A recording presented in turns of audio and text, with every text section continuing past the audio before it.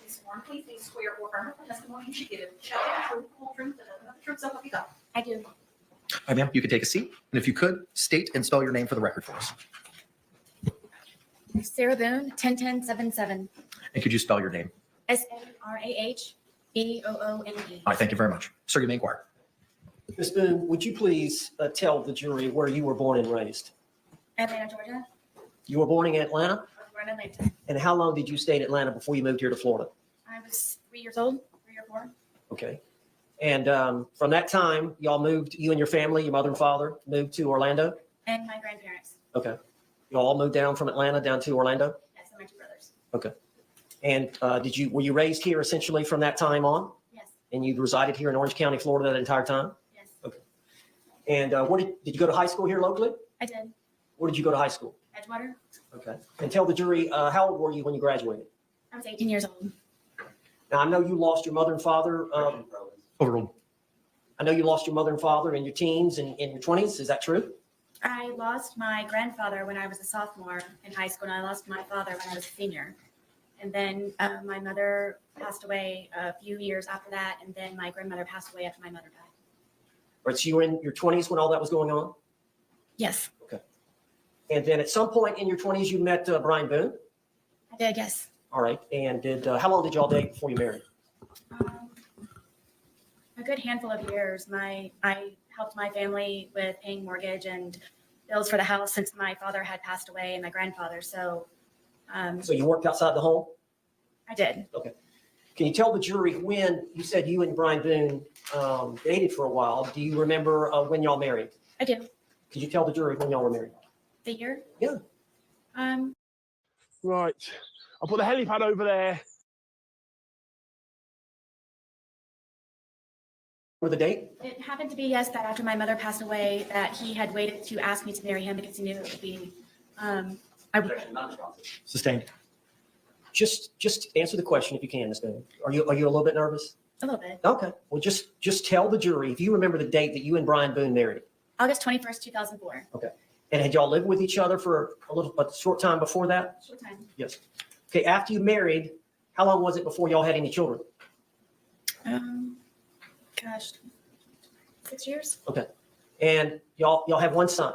Yes, What's his name? Lucas. And how old is Lucas now? Lucas will be 14 years old on the 28th. 28th of this month? Okay. So you and Brian were married and y'all lived in Orange County. How long were y'all married? 13 years. Right. And y'all divorced? Yes. And as part of the divorce, were y'all to share custody of your son? Yes. Okay, so y'all would split days. Would that be fair to say? Yes. At some time after you and Brian split up, did you meet Jorge Torres? Yes. Ladies and gentlemen, I was talking in the beginning, and I don't think y'all heard anything I said because I didn't add myself to the stage. So somebody put in the comments, tell me, were y'all hearing me in the beginning? Oh boy. Well, were you able to hear the commentary?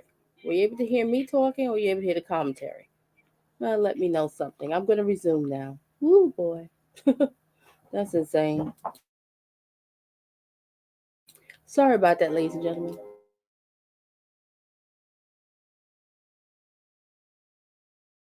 All right, could you tell the jury how you met Jorge Torres? I met George when I decided to buck up, I guess, and was tired of trying to patch things up with my ex-husband. And I decided to go one day for a walk across the street and go have a beer by myself and sit and people watch just to get out of my house and a change of scenery. All right, now is this your apartment? No, this is the marital home. Okay. Where is that marital home? Winter Park? You're no longer living in that marital home? No. Who lives in the marital home? No, when it has been sold. Okay. So you met Jorge Torres before you got the apartment? Yes. Okay. And you met him at a bar across the street from the marital home? Yes, we had a mutual friend there. Were you introduced? Yes. All right. How did you and George get along when y'all first met? Very well. I finally found shorts that enhance.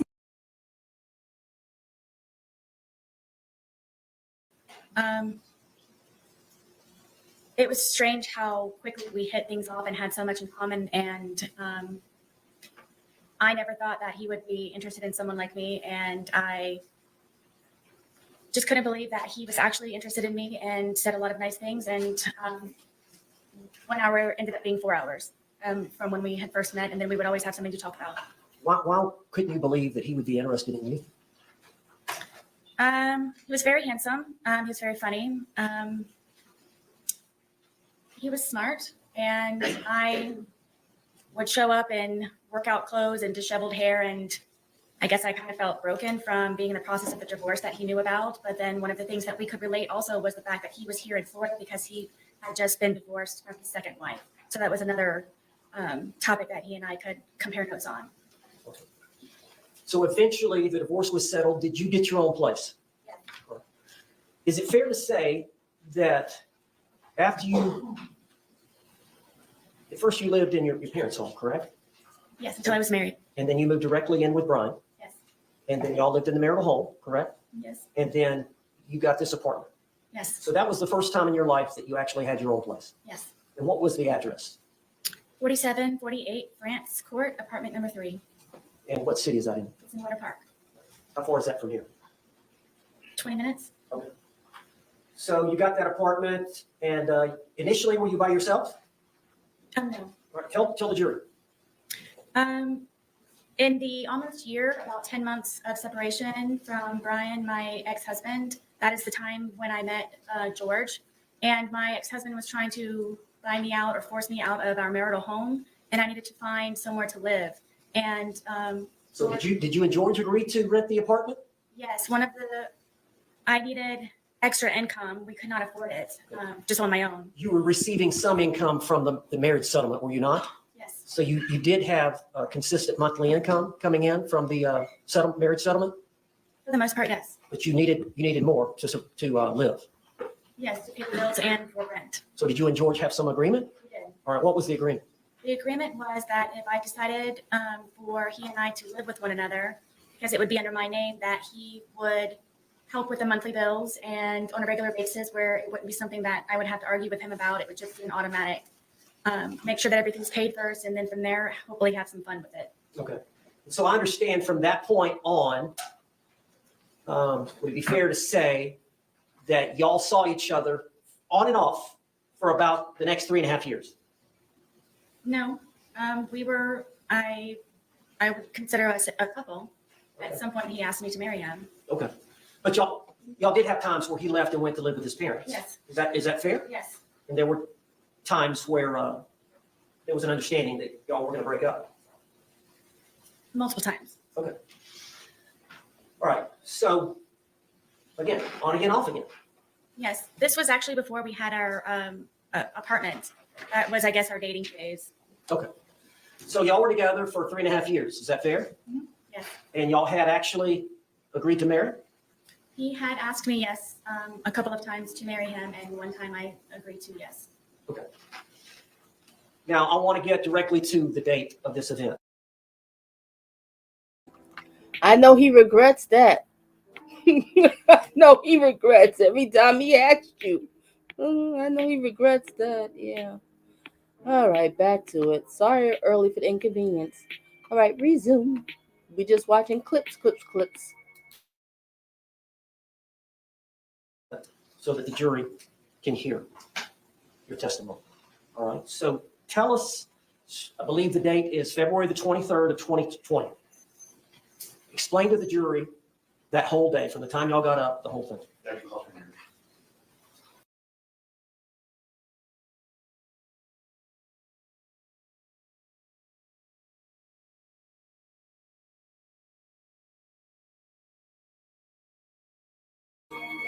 Okay, I'm gonna switch to the next video. Hold just a second.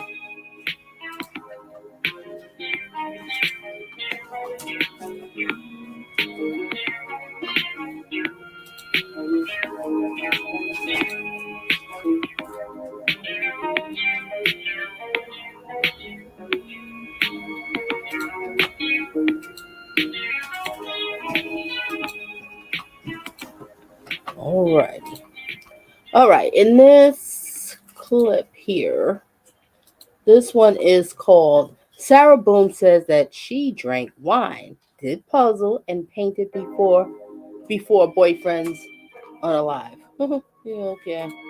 All right, let's get it. Around noonish. And how did y'all you took your car? Yes, Did George have a vehicle? we did not. And how did you pay for the wine? With my debit card? And then y'all came back and started drinking? Yes. Okay, tell us what you did when you got back from the Publix. Just went on the back porch where we usually spend our time because we're able to smoke cigarettes outside as opposed to inside. And Is cigarette smoking not allowed indoors? Do you have pets? yes, I do. Well, did you have pets? I did, yes. Okay. Were they with y'all there that day? Yes, my dogs were with me all the time when I was there. How many dogs do you have? I had 2, And just what are their names? Penny and Tess. And what is the breed? They are red Boston Terriers. And are they both disabled? Yes, Penny is blind and Tess is deaf. So when y'all went out to smoke on the back porch and drink, I assume as well, correct? Yes. Did y'all take the dogs out? Oh, yes. Is there a place for them to do their business out there? Yes, I extended our back porch for them to have a little bit of area as opposed to going from a large backyard from my marital home to our little townhome. And they would come out there and do their business, and I would open the gate and then walk them in the back part of our apartment. So you and George were just going to enjoy the day together? Correct. Is it fair to say y'all don't have a lot of money? Yes. And so y'all were going to do something there in the home. Y'all weren't going out for dinner or Yes, we primarily, I would consider us homebodies as opposed to going out and partying and doing this and that. okay. And how long do you think y'all were out that afternoon outside? A few hours. All right. Could you tell the jury what y'all did during that time? We have a dartboard that's out there, and we just had drinks, and we're just really enjoying each other's company and talking about, things upcoming. We both were looking for a job and just kind of, I guess, encouraging and supporting and planning. And Well, now you said he had a job. Was he looking for a job, a second job? no, the job that he had was very unstable, and So he was looking for something new. at that time, yes. And so during that 2 or 3 hours, would it be fair to say that y'all drank the bottle? Yes. Okay. So would it be fair to say that y'all were feeling the effects of the alcohol? Yes, Okay. At some point, who made the decision to come in? I did. Okay. Why did you want to come in? I felt that George needed a change of scenery. Okay. So y'all came in, and then did y'all do anything else before he left again? Were y'all doing anything? I know y'all did some arts and crafts. What did y'all do? At some point, he went to get another bottle at Publix. Yes, I believe it was after it was right before I believe that we had gone inside because he called his daughters. I was trying to encourage him to call his family. Okay. Now, where are his daughters?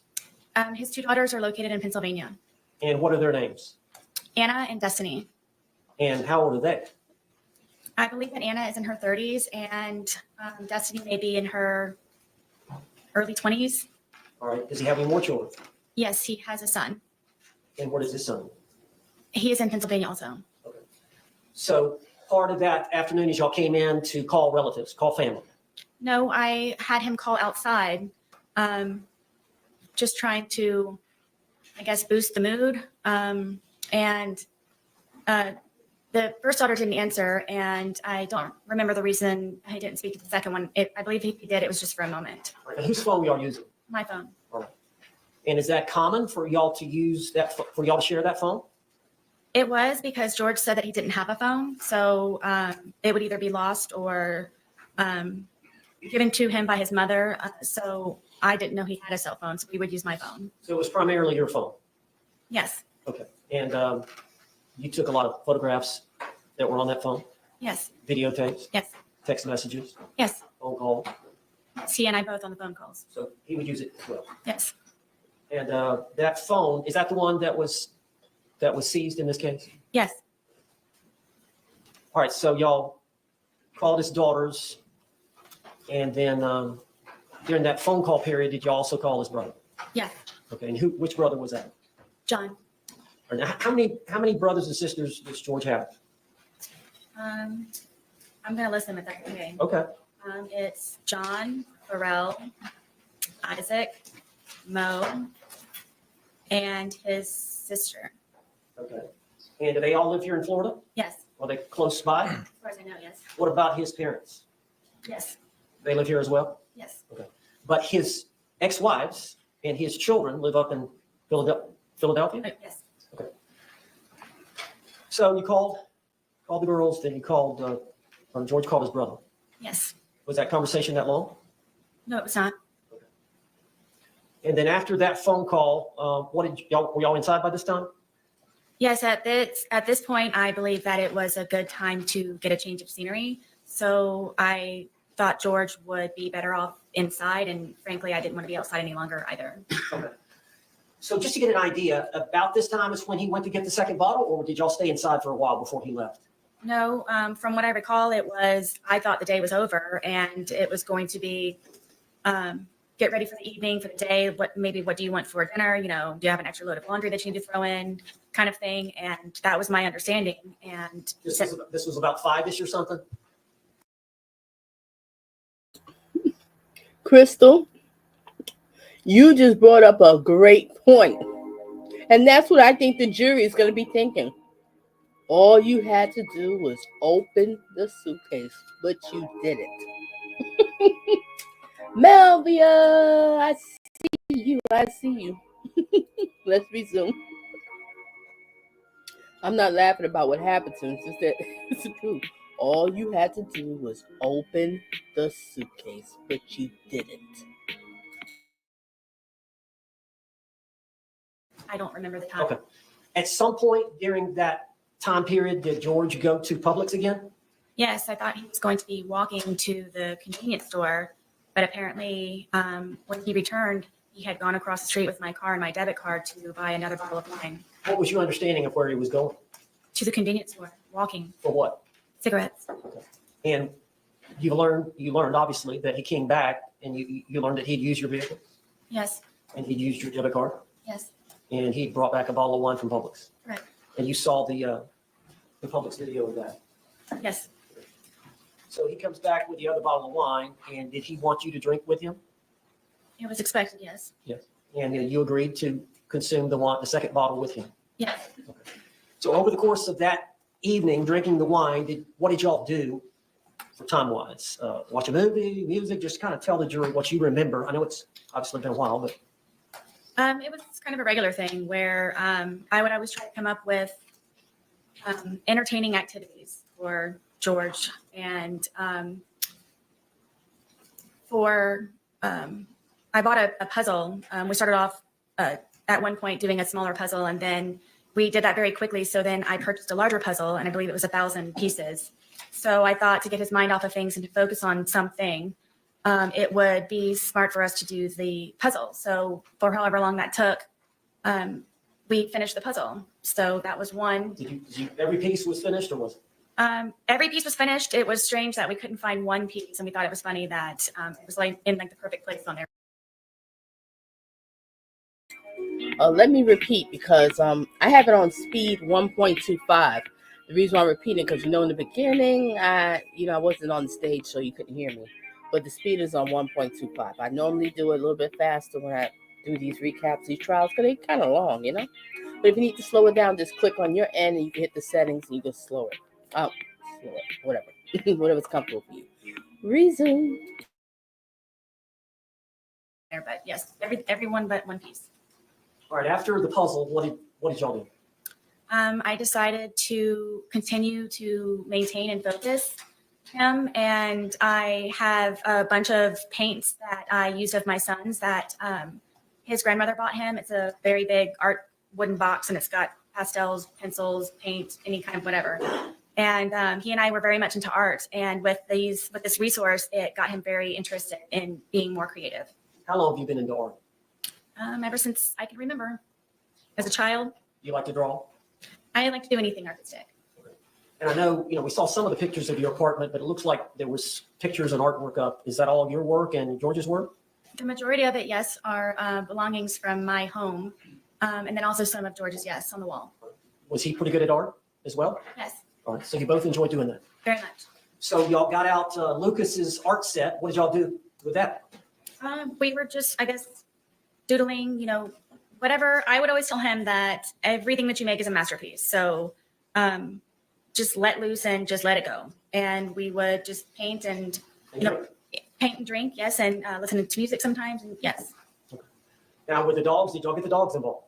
Oh, yes, my dogs follow me everywhere, yes. Was there some dancing going on with the dogs? Yes, after we had completed the puzzle and I guess we're painted out, I thought that it might be a good point for us to maybe listen to some music. And the music that George listens to is it's very fractious to me, and it was definitely not going to lighten the mood. So we ended up finding some channel on the radio, and he was feeling it. And then we ended up, my one dog gets very active and was dancing with us, and we were just having a good time listening to music. And I guess it's getting pretty late in the evening. Yes. Anything else I've missed? Burnout. We all experience it at some point. It's so important to me that I've actually been working. All right.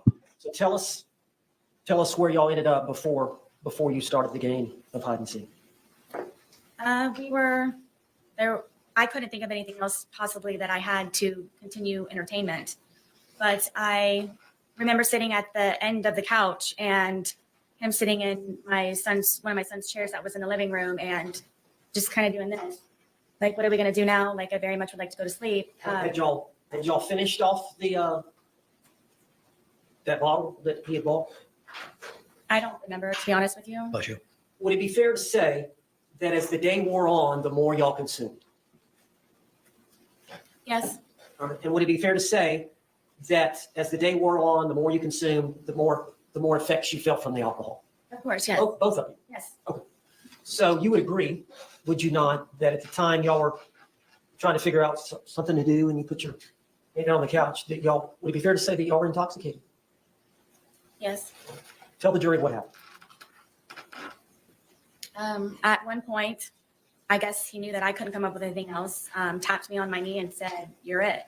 So from there, I ran up the stairs and hid into our shower, just waiting for him to find me so we could hopefully go to sleep soon at some point. And Your shower, is it a tub or just walk in? it's a tub, but it's in the master bedroom, and you have to go all the way upstairs. You have to go in the bedroom, and then you have to go into the bathroom part, and then there's the shower part. So did you lay down in the tub? At one point, yes, I was. So you were hiding. I was trying. Okay. And did you believe that he was going to come try to find you? Yes. Did you wait?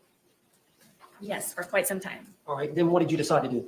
That I decided that I need to go to sleep. I'm picking my son up the next day, and we need to start wrapping up the evening. And I went downstairs to find where he was.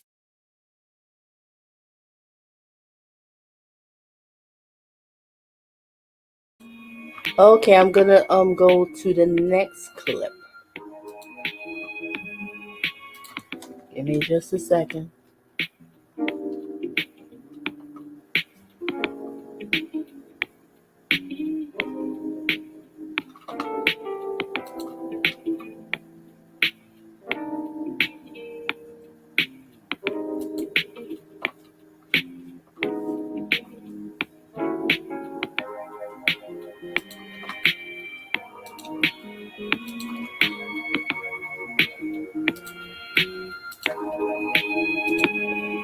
Okay, and this clip is all right with her on the stand.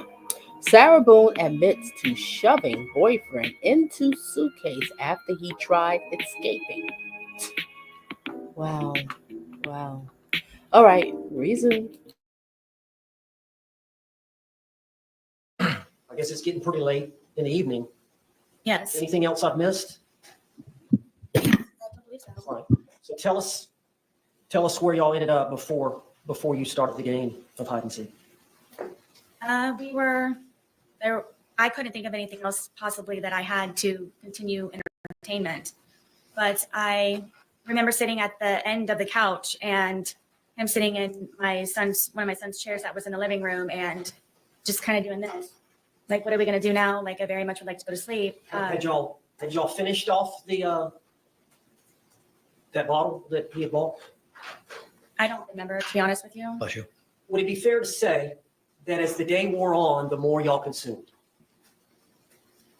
Yes, And would it be fair to say that as the day wore on, the more you consumed, the more effects you felt from the alcohol? of course, yes. Both of you. Yes, So you would agree, would you not, that at the time y'all were trying to figure out something to do and you put your head on the couch, that y'all, would it be fair to say that y'all were intoxicated? yes. Tell the jury what happened. At one point, I guess he knew that I couldn't come up with anything else, tapped me on my knee and said, "You're it." So from there, I ran up the stairs and hid into our shower, just waiting for him to find me so we could hopefully go to sleep soon at some point. And Your shower, is it a tub or just walk in? it's a tub, but it's in the master bedroom, and you have to go all the way upstairs. You have to go in the bedroom, and then you have to go into the bathroom part, and then there's the shower part. So did you lay down in the tub? At one point, yes, I was. So you were hiding. I was trying. Okay. And did you believe that he was going to come try to find you? Yes. Did you wait? Well, thank you, Crystal, for the blessing. Thank you, thank you. What was her plea deal? If I'm correct, she got they offered her 15 years. And basically, she already did time served. So she probably could have got out in a couple. I think they said the math, she could have probably got out when she was like 53, 54 years old. She could have been with her son, but no, she didn't. So since she didn't do that, I think she's going to end up getting like 20-something years. Idiot. She's an idiot. Thank you, Crystal. Yes, for quite some time. All right. Then what did you decide to do? That I decided that I need to go to sleep. I'm picking my son up the next day, and we need to start wrapping up the evening. And I went downstairs to find where he was. And what, I think the jury has seen pictures of your, would you call it an apartment or It's considered a townhome. a townhome?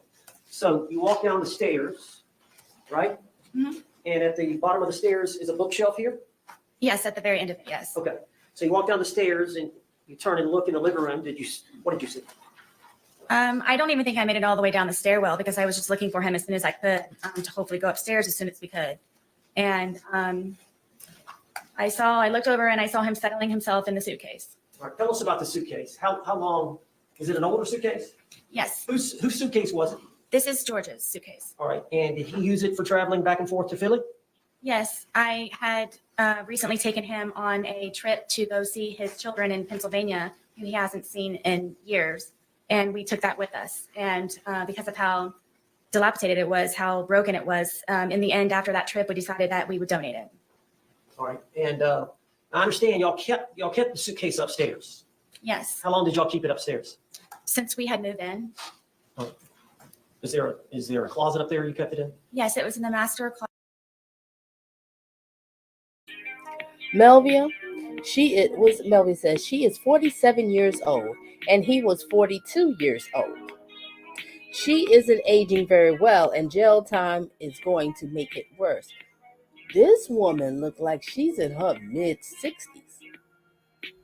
I mean, wow, she looks bad. It's that alcohol. Alcohol will age you. That's all they did was drink. That was their diet. That's why they were so skinny like that. They didn't want to eat. They just wanted to drink. They probably just grab a piece of fruit or banana or something just to coat the stomach and go right back to drinking again. Wow. Resume. Closet, the master bedroom closet, all the way in the back because of the size of it, and there was nowhere to put it, so it's all the way in the back. So when did y'all decide to move it down from upstairs to downstairs? Was it that day or sometime earlier? No, it was maybe a week or so prior. And so what, y'all were going to donate that to Goodwill or?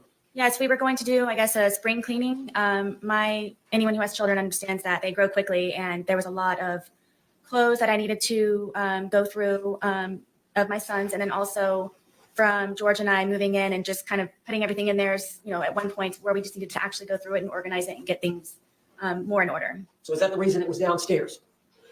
You were going to donate it and a bunch of things that you're going to put inside of it. Correct, yes. Okay.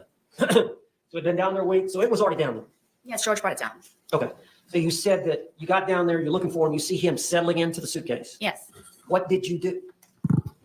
In my head, I said, oh man, we're obviously not going to be going to sleep anytime soon. And I walked over and he was trying to get himself flat, so I couldn't tell that he was in there. And then, Now, let me stop you there. The suitcase, is it the suitcase over here in the yes, box? You've seen it, you saw it. yes, It's a pretty big suitcase. yes. How big is George? George was my height. How And tall are you? I'm 5'3". Okay. And how much did George weigh? I thought it was 100 pounds. Okay. And how much?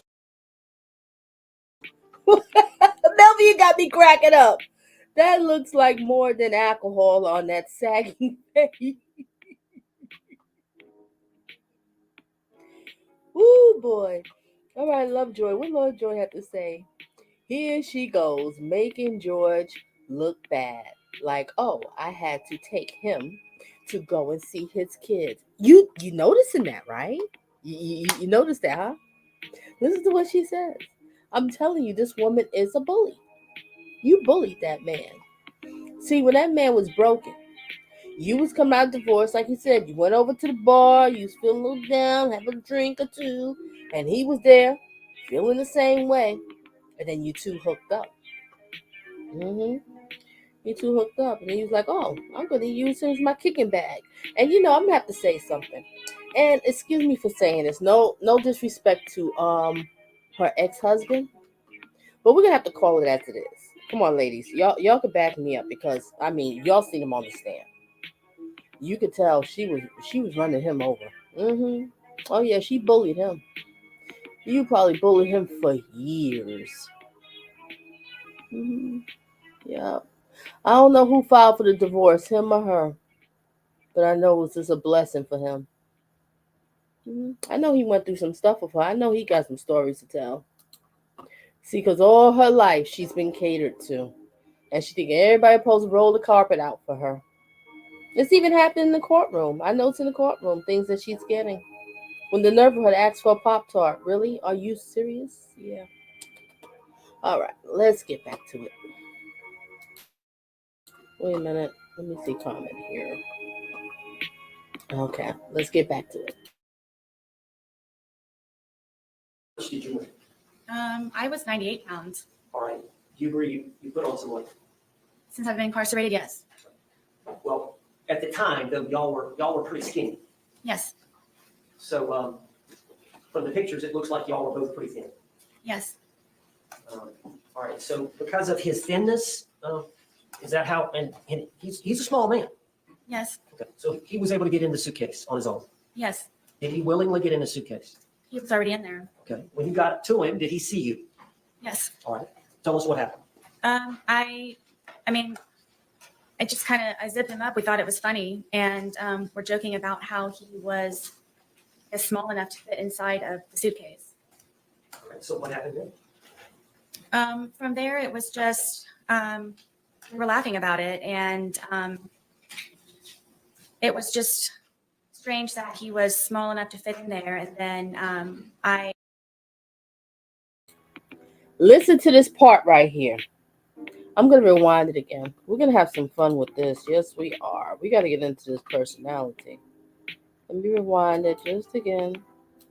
I really want you to listen to her right now.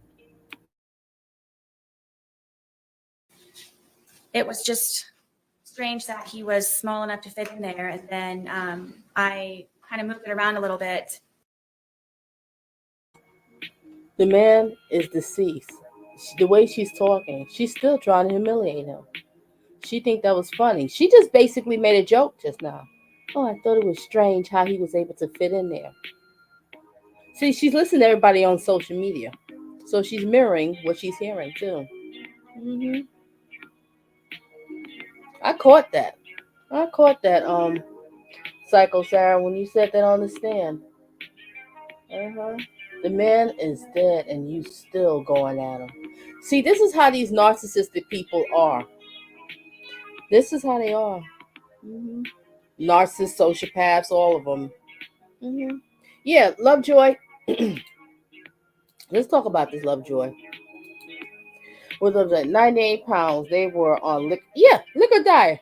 It was all the liquor. Liquor. That was it. I see you, Nick. You're talking wee wee. You're talking wee wee. What talking? What's talking wee wee? What are you talking about? What are you talking about? Whatever. Okay, let's get back to it. Lies of lies. All right, let's get back to this. Whatever. I just lost track. Thought I was about to say. With him in the suitcase still, it was still funny that he was still in the suitcase. Just, I think he and I were just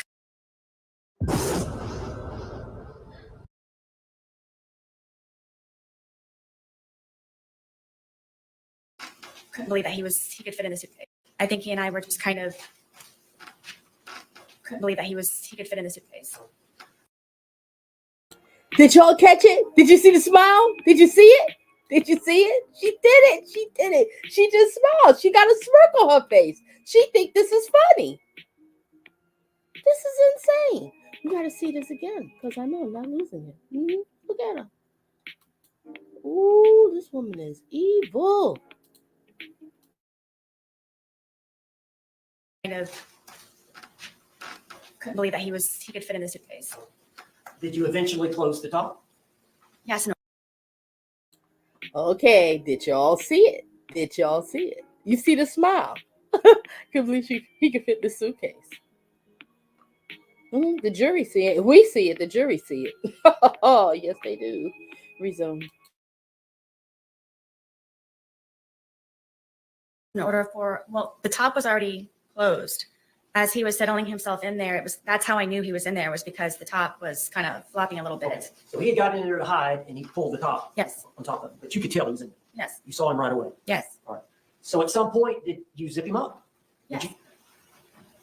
And what was he saying or doing when you were zipping him up? I just thought it was funny. Were you both laughing? Yes.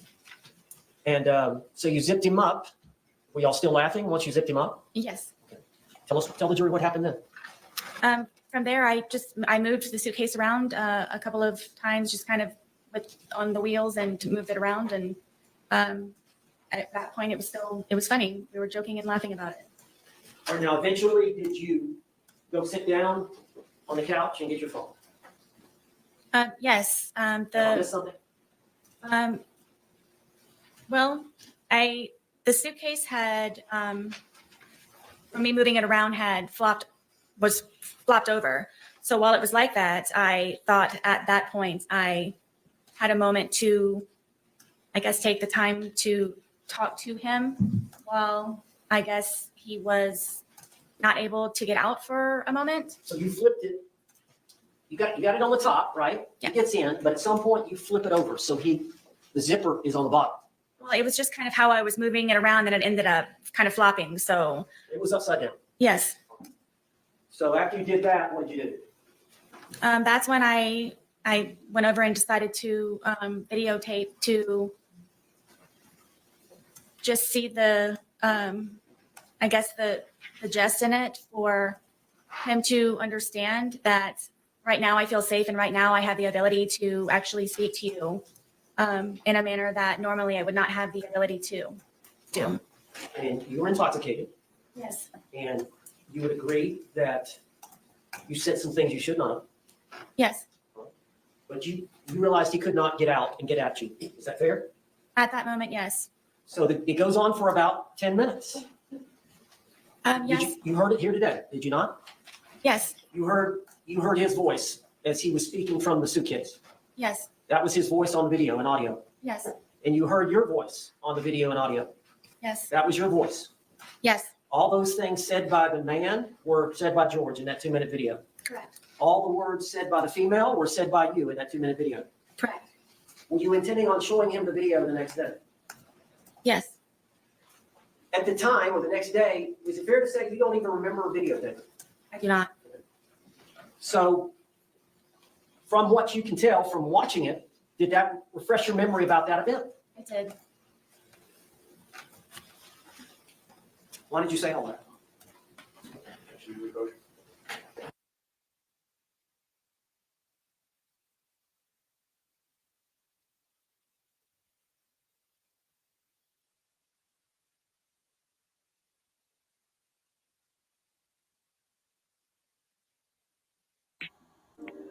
when they met, George was a broken person. Because if I'm correct, I could be wrong. Anybody's watching replay here, I stand to be corrected. Please let me know.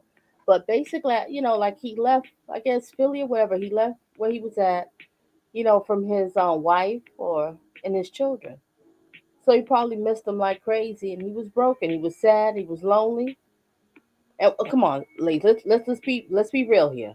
The man is tiny. His options might not be so much. Now, here she coming here with this crap, and he was broken, he was lonely, he wanted some comfort. Being pro-family means protecting our right to responsibly plan our... Oh boy, hold a second. They're still waiting. What was I up to? What was I just saying? Oh boy. Oh yeah, what I was just saying is, he was broken, he was sad, he was lonely. Look at her, she's smiling again. Why is she smiling on the stand? Did you see that? Oh gosh, I can't take her. He was bullied. He was bullied by her. And don't get me wrong. I think that he might have put his hands on her, but I think that she was the one, the aggressor. She started it, and then he was probably like trying to defend himself, or maybe he did hit her, too. But at the end, you had him in the suitcase. And Mr. Owens, you may proceed. Okay.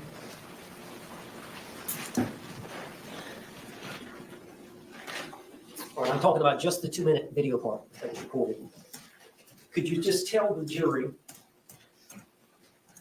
what you were feeling, what your feelings were at the time, and then explain that to the jury?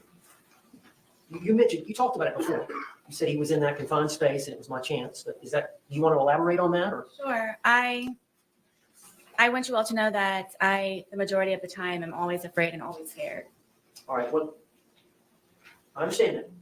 Okay, I understand that. But would it be fair to say that you had some anger at that point? I did. Would it be fair to say that you wanted to tell him off to some degree? I just wanted, yes, for him to have a better understanding, which was the whole point of the videos and documentation prior. And you could tell that he was uncomfortable. I'm guessing. And did you want him to feel some uncomfort? I did. Okay. Now, at some point, you turned off the video. Yes. And then we saw a second video, which is approximately 11 minutes later. And you've seen that video displayed to the jury. It was 22 seconds long. Yes. And I don't think you speak in that video. You hear George say Sarah one time. Yes. Is that fair to say? Yes. So between the 2-minute video and the 22-second video is an 11-minute period. Would you tell the jury what happened? We continued to, I guess, speak to one another, and his tone changed, and I knew the tone, and we ended up, I guess, arguing back and forth with one another, and it was the things that he was saying very much frightened me, and cursing at me and threatening me. And did he want you to let him out of the suitcase? I'm sure so. Okay. Go ahead, tell the jury. And it got very heated very quickly, and he continued to push on the suitcase. And my fear was that he was going to break out of the suitcase, knowing that it was a broken suitcase. And his hand started to come through. His hand started to come through this way. And so I shook the suitcase, trying to get his hand to go back in, shaking it, and telling him that, please stop doing this. Please stop doing this to me. Please stop doing this to me. So his hand actually got out of the suitcase. Yes. And you went to the suitcase. Yes. And shook it. Yes. Did that force his hand to go back in? No. So you're shaking it. Were you shaking it to try to get the suitcase, his hand back in? Yes. How long did you shake it? I don't know. But his hand was still out. Yes. Was he trying to get out? Forcefully, yes. Was he angry at you? Yes. Were you in fear? Always. If he would have gotten out of the suitcase, She said what would always. he have done to you? You are lying. You Like are. he used to tell me, he probably would have made me unrecognizable, or I would have lost my life. Did you lose the grip on the suitcase? Yes. Where was the bat in relation to the suitcase? It was leaning up against the dining room table right there.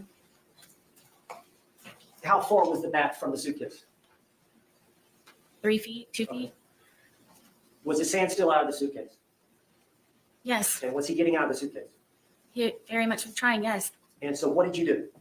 For the split second reaction that I had, I happened to see that and I grabbed the baseball bat and was trying to poke his hand to go back in to please don't break through, please. So I hit his hand. Do y'all hear this? This woman is bat crazy. This is insane. Oh my gosh. I bet you while they was together, there was probably times that he wanted to stop drinking. Now, everything I'm saying, ladies and gentlemen, these are all my thoughts and opinions. I don't know the man personally. I don't know his family, everything. Just going by the courts and all this, right? So I bet you it was probably times that he wanted to stop drinking.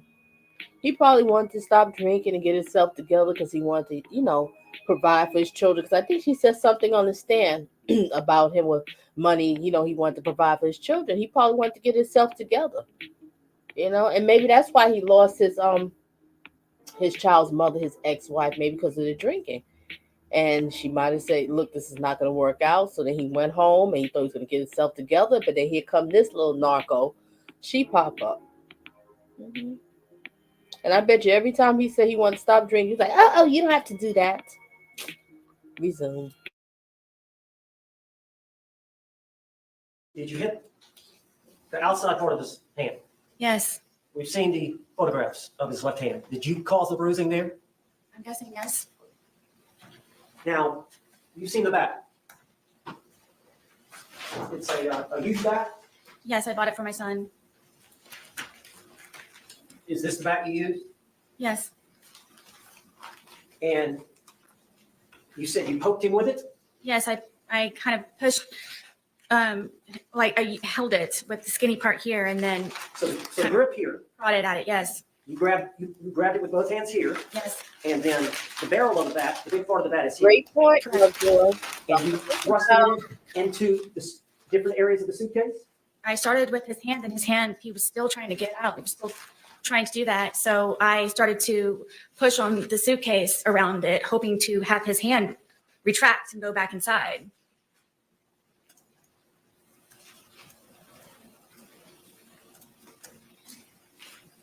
You made those injuries. I did, We've seen the photographs. yes. We see the bruising. Is that from that bat? Laura Gillen wanted to use your money as her personal.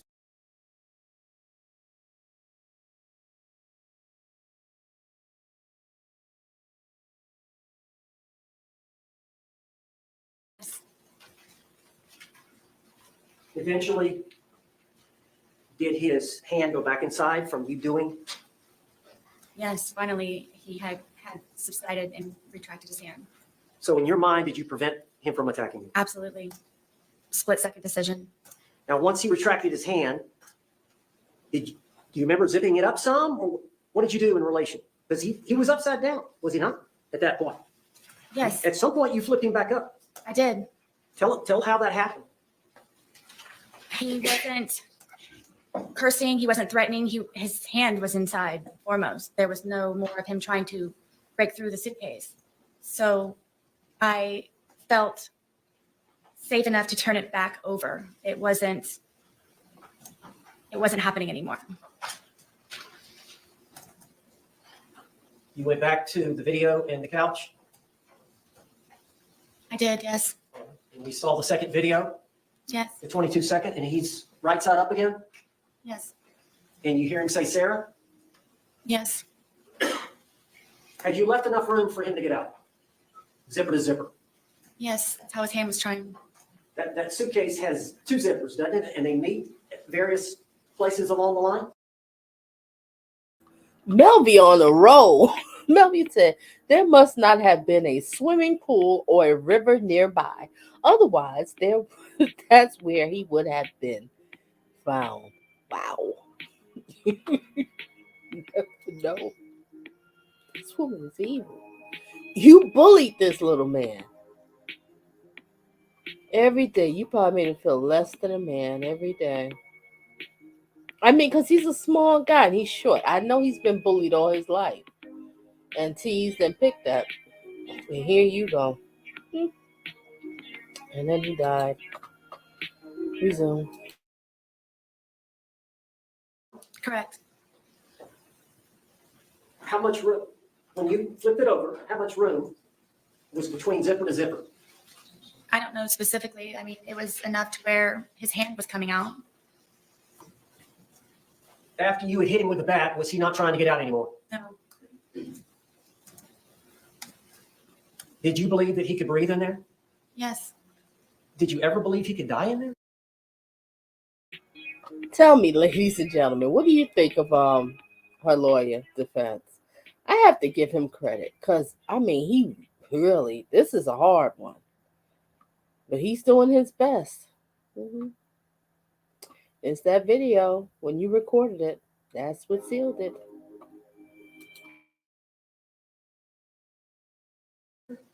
No. At all. Were you trying to kill him? Never. Did you want to kill him? I did not.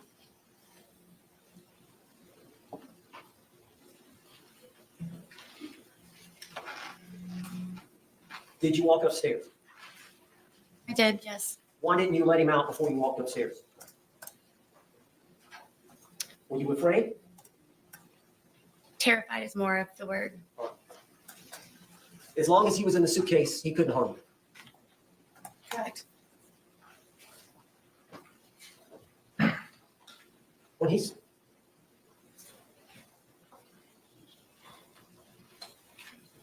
Did you want him to calm down? Yes, I wanted him to stop being Oh, angry. you terrified about something when he Went was screaming upstairs. for your name and you said, "Don't wear my Where were the name." dogs? The dogs ran upstairs with me. And where did they go? On the bed.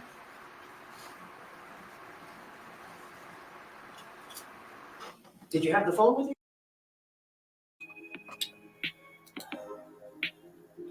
Yep, I think that she was trying to convince her ex-husband to get rid of his body. Oh, yes.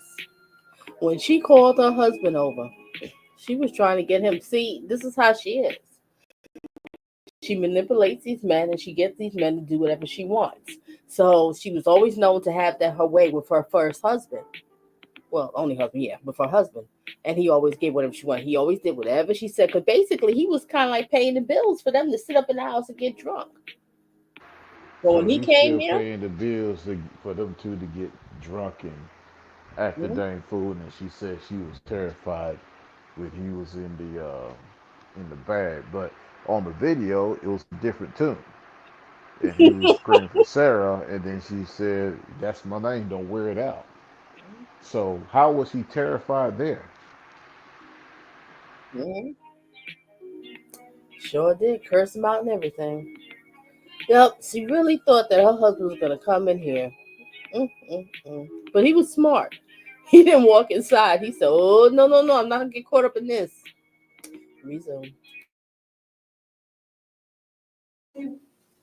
Yes, I know at some point you called your husband Brian, did you not? I did. Do you recall how long that conversation was? Not very long. Can you recall what was said? I don't remember exactly. No, I don't.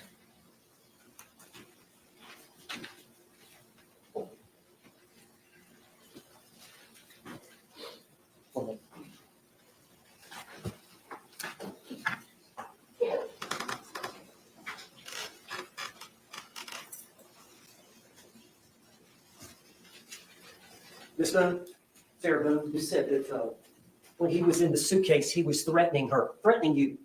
Can you tell the jury what he was saying? I don't know. Am I allowed to curse? Yes. That he was going to fucking end me. And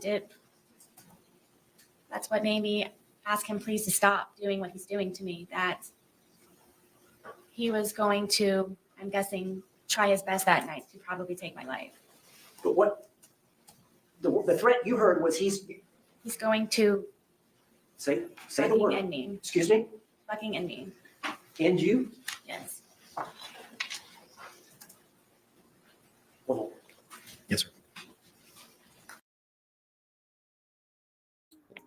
All right, let's look at these comparison pictures, right? I know there's a little bit of an age difference, right? But when you look at this picture, if I'm correct, he probably wasn't even with Psycho Sarah. See how much better looking he looks? Then when he get with Psycho Sarah, this is how he looks. Mm-hmm. Yep. Resume.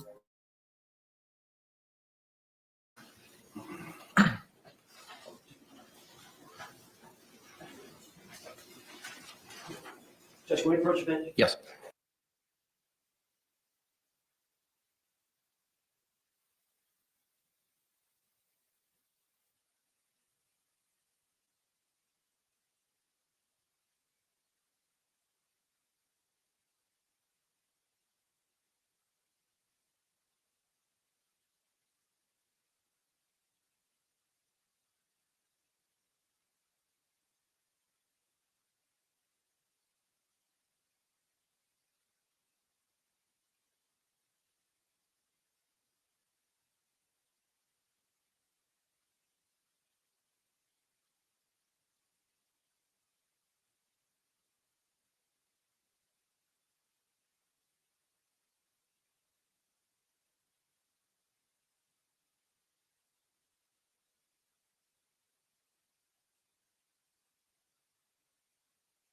All right, members of the jury, it is 2:14.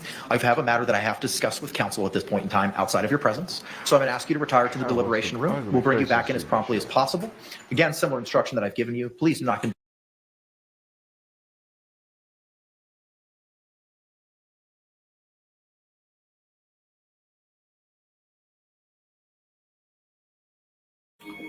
Okay, I'm gonna show another clip. I think I have 2 more clips or just 1 more of her on the stand. We just focusing on her on the stand today.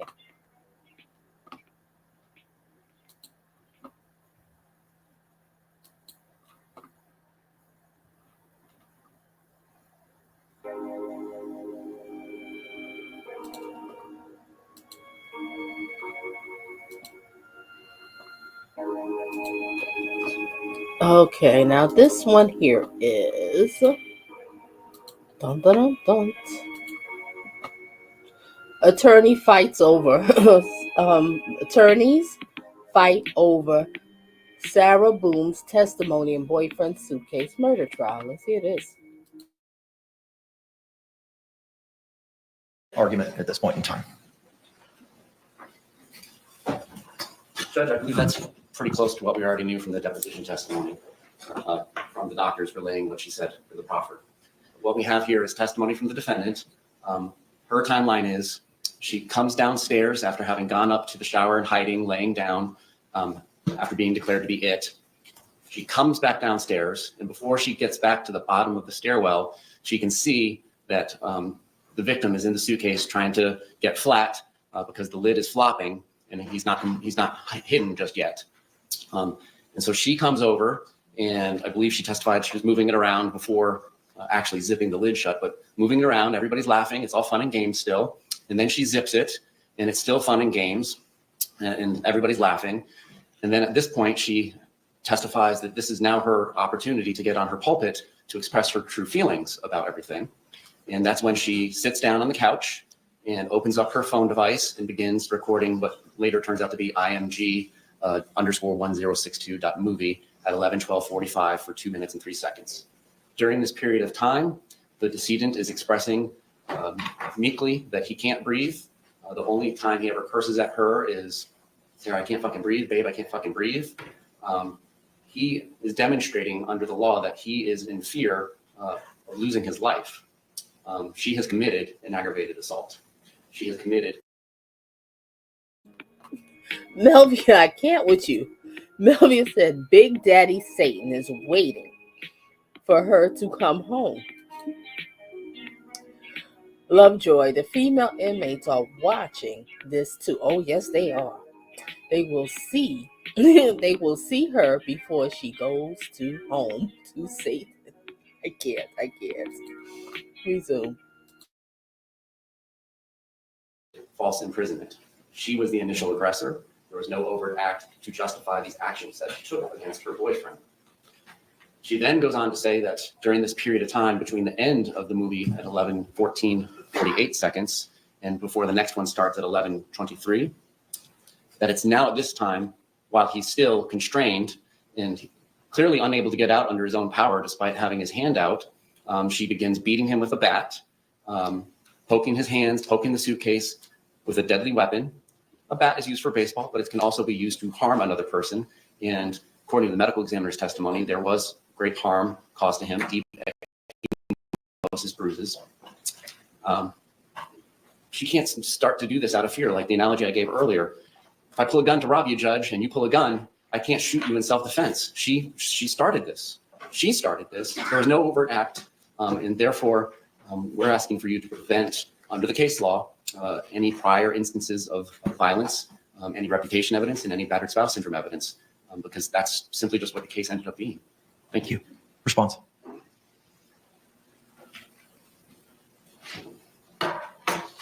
Judge, this was a game by two intoxicated people. When people are drunk and intoxicated, they do silly and stupid things.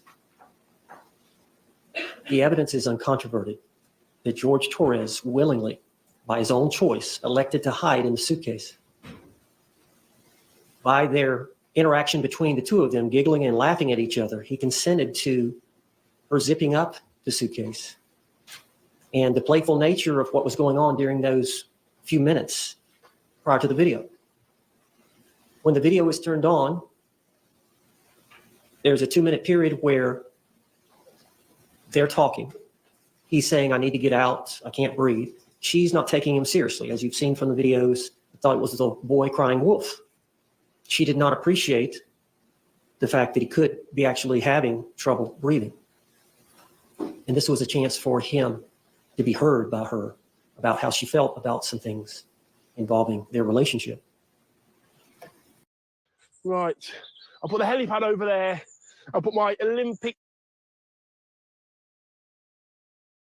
The video was turned off, and then that period has been testified to by my client. And that period is uncontroverted. That's a second period of time. We've got that time for the video. We got the 11 minutes, we got the 22 seconds. And there's no video, there's no audio, there's no eyewitness, there's nothing but Sarah Boone's testimony. And she's testified here today that they had words, there were threats. He got his hand out of the suitcase. She knew by the threats and him getting his hand out of the suitcase that he was about to get out of the suitcase and he was going to hurt her. A reasonable person under that scenario would believe she was about to be harmed. She was an imminent threat of harm. She blocked that attack by grabbing the bat, hitting his hand. When that didn't work, she started poking him with the bat in the suitcase. Eventually, she poked him several times. He put his hand inside the suitcase. She put the bat up. When she realized he was not going to do that any further, she flipped him over right. You know, I will put that down as a relationship poll, because this is insane. I'm gonna put on my community post. I want people to answer that one, please. I never heard. Hold on. Is this a defense? This is a, I don't know. This is a unrealistic defense. Look, Jack, he's grasping for straws right now. I know. That's how can he block the bat and he zipped himself up because he was getting hit with the bat. So this lawyer, I don't know. He's doing the best. I think he thought when he was gonna, when the deal came through, he was like, okay, I did my job. 'Cause let's be real, Sarah, you did kill the man. You're gonna have to do something. But at least, you have time served. Nope, I have a lawyer, and you're going to help me. Yes, thank you for answering my ad. And by the way, give me some Pop-Tarts. I can't stand this heifer. I really can't. Yeah, be careful, ladies and gentlemen. You're in a relationship. They talk about they want to play hide and seek. I think you better run. All right, resume. Right side up. She still had a fear, knowing that if he got out, she would be harmed. He would beat her up. She went upstairs. That is an overt act based on the discussions, coupled with the fact that he threatened her using the word, I'm going to fucking end it for you, or some words to that effect. I don't remember her exact words, just before she went upstairs while he was still in the suitcase. If she would have let him out, and this is now this is an event involving an omission, failure to act, failure to unzip him at that point, before she went upstairs. The failure to act, the failure to unzip, which would have let him out, which would have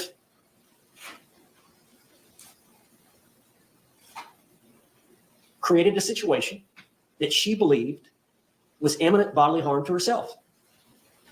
And I guess I'll get a couple of examples. Let's say that a police officer is called to a scene and the only thing he hears is there is a suspect and the suspect may be armed. So of course the officer pulls out his revolver and he's walking around. Well, then eventually he finds the suspect and the suspect reaches for his waist.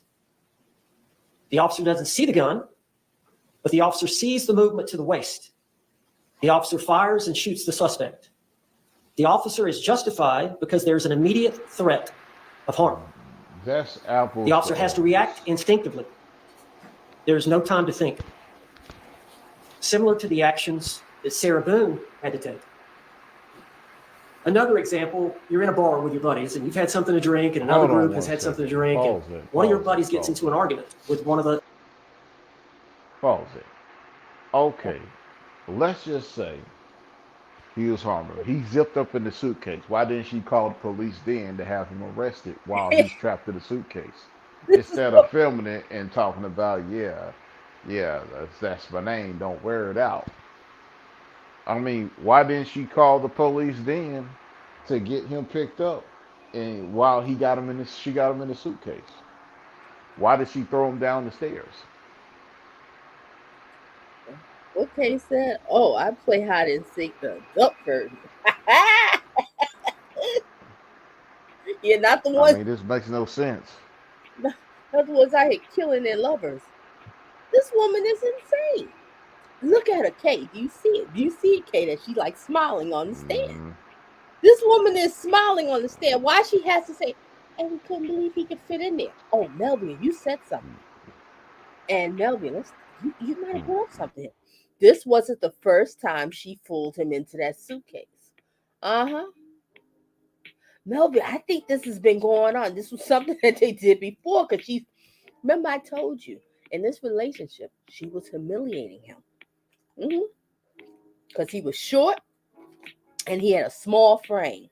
Oh, yeah, I believe it. She probably said, oh, look at you. I bet you could fit in the suitcase. And they drunk. And he's like, okay. And he probably was that night. Again, let's get back in the suitcase. But this time, she had evil intent. Oh, boy. Resume.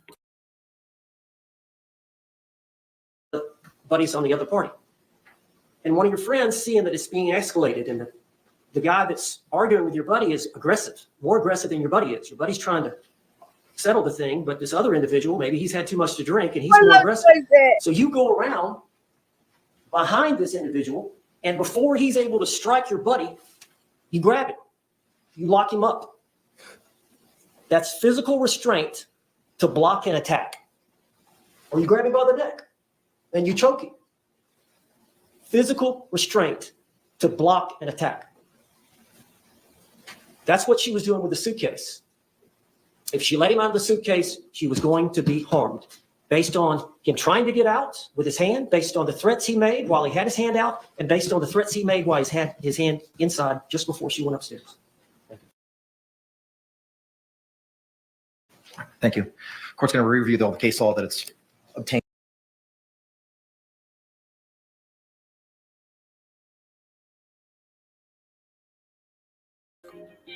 Okay, we're going to go on another clip here. All right, let me set up the next clip. This should have never happened to you, sir. Should have never happened to you.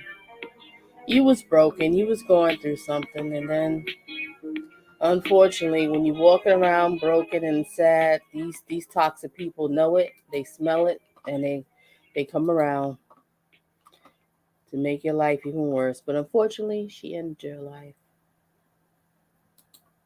Okay. Just a second.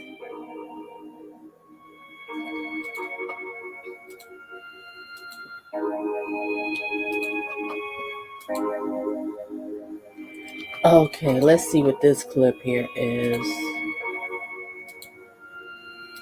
All right, what does this clip say? I'm sorry.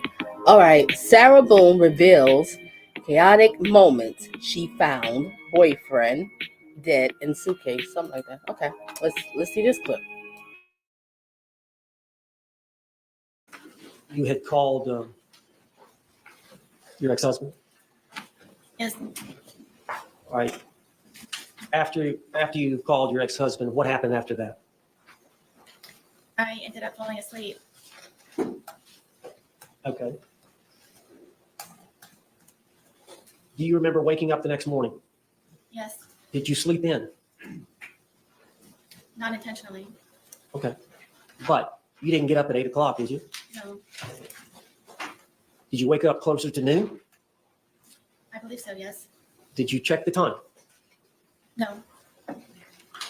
Now, did you hear your phone ringing? Yes, my phone was ringing. And did you answer it right away? No. Do you know approximately how many times it rang before you answered it? I believe the call was about 3 times. Did you know who was calling? I figured it was my ex-husband. And why would he be calling? To make sure that I was still on schedule to pick up our son. At 3 that afternoon? Correct. And he goes to school there close by? Yes.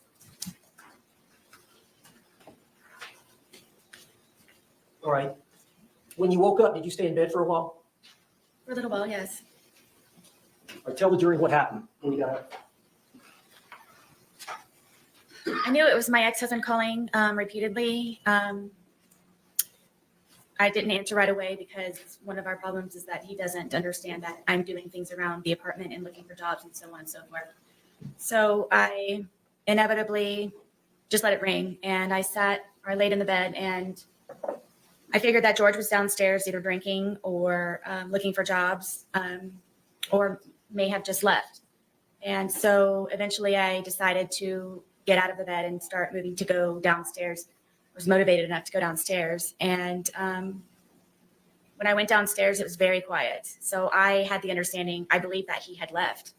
And Did you check to see if where would he be looking for a job at? Usually on the couch, he would have my son's laptop, and he and I, which we would share. Y'all only have the son's laptop? Correct. And the TV was not working at this time? The TV was not there. So you thought he would be in the living room on the laptop? Yes. He was not there? No. Where else did you look for him? I looked on the back porch. I went through the front door to see if my car was there, thinking maybe he had taken my car. I checked the bathroom, and when I was checking the bathroom, I saw the suitcase, and I remembered about the night prior, and I unzipped the suitcase. And Let me stop you there.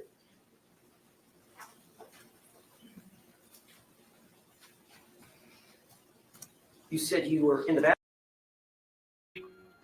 Okay, that's the key thing. He was in that suitcase. He said, I can't breathe. That's serious. You're right. The jury hear that? They done. She's done. He said, babe, I can't breathe. And you didn't care. All right, what Lovejoy says over here. She keeps saying that she had to go and get her son, but she was getting drunk the night before. I know, right? She will act like she's the mother of the year.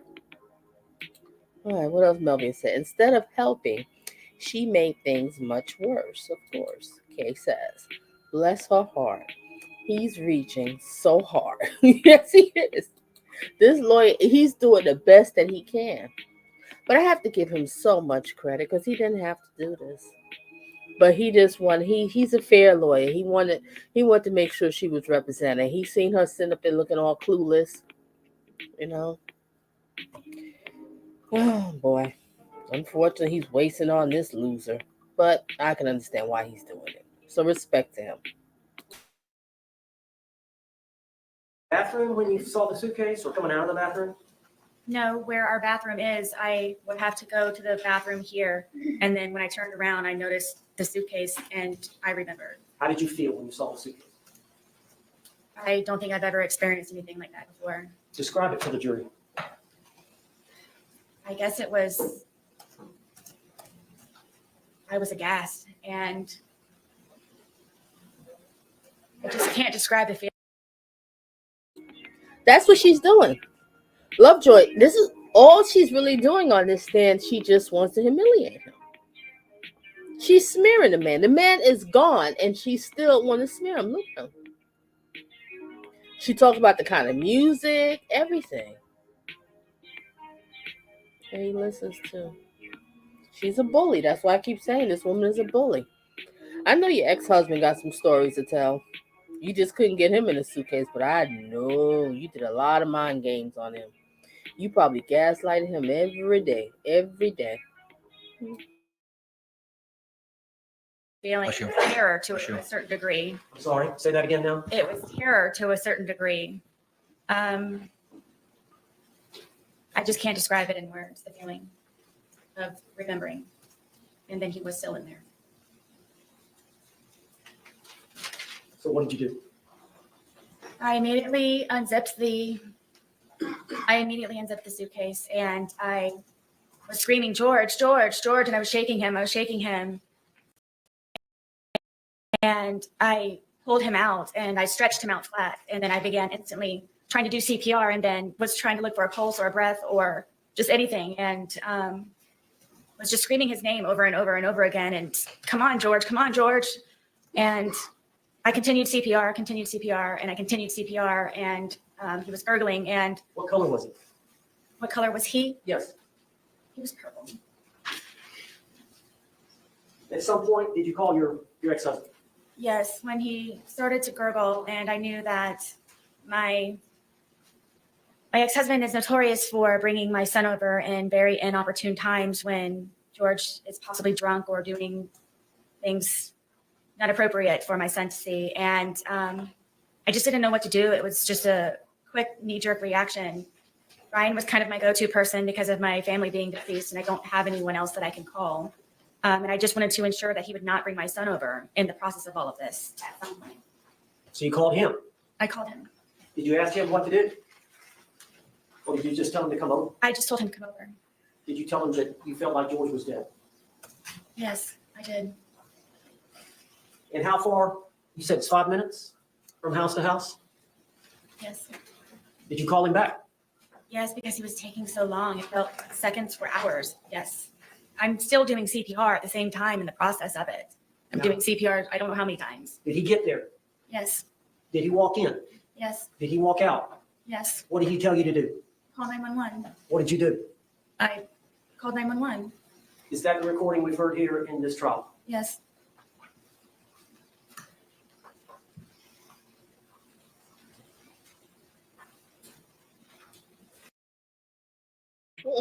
Did y'all read that? It do sound like Kay.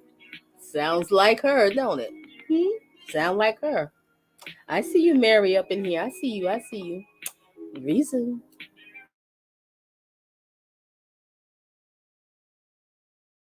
Did you love George? To this day. Why did you love him? George was very passionate. George was a very real person. George was nice to me on the good days. George complimented me. George and I were two bodies with one soul. I know I keep pausing. I'm sorry. Well, we're doing recaps. Melvia, you called it out. This is it. He was at a low point in his life, and she took advantage of him. She truly feels like he is worthless and nobody should care. Bingo. This is exactly how she feels. And it's clear as day. You could see her on the stand. And she really do feel, why should we care? What's the big thing? So what? Ooh, you gonna burn in hell. he and I would always say. I don't believe that I've ever had a connection with anyone like I have with George. Did you have that connection with your ex-husband? I did not. Was it even close? No. George has some good traits, doesn't he? Very much. Did George have some bad traits? He did. Did you drink too much? I did. Did George drink too much? Yes. Tell the jury about George's drinking.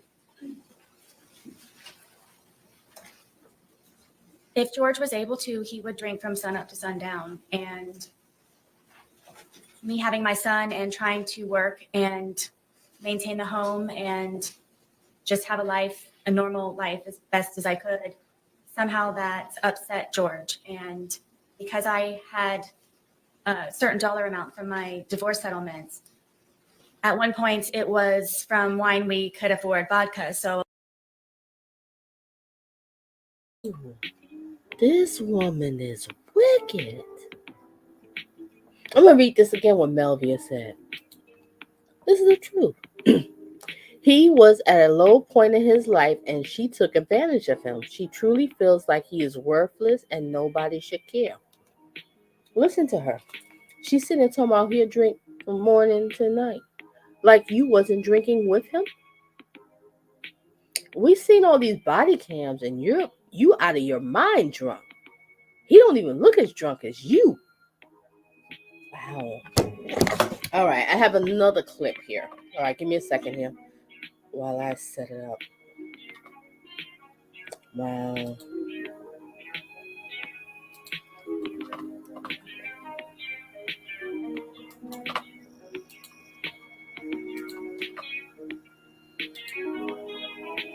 All right, I have last clip. Okay, last one.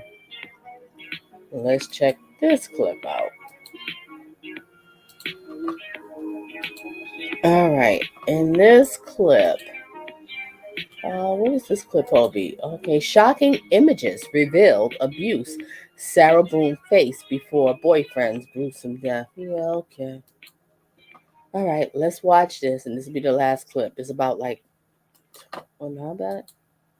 How long is it? Oh, it's about like 30, but I have it on a faster speed, so it won't be as long. All right, resume. Objections overruled for now.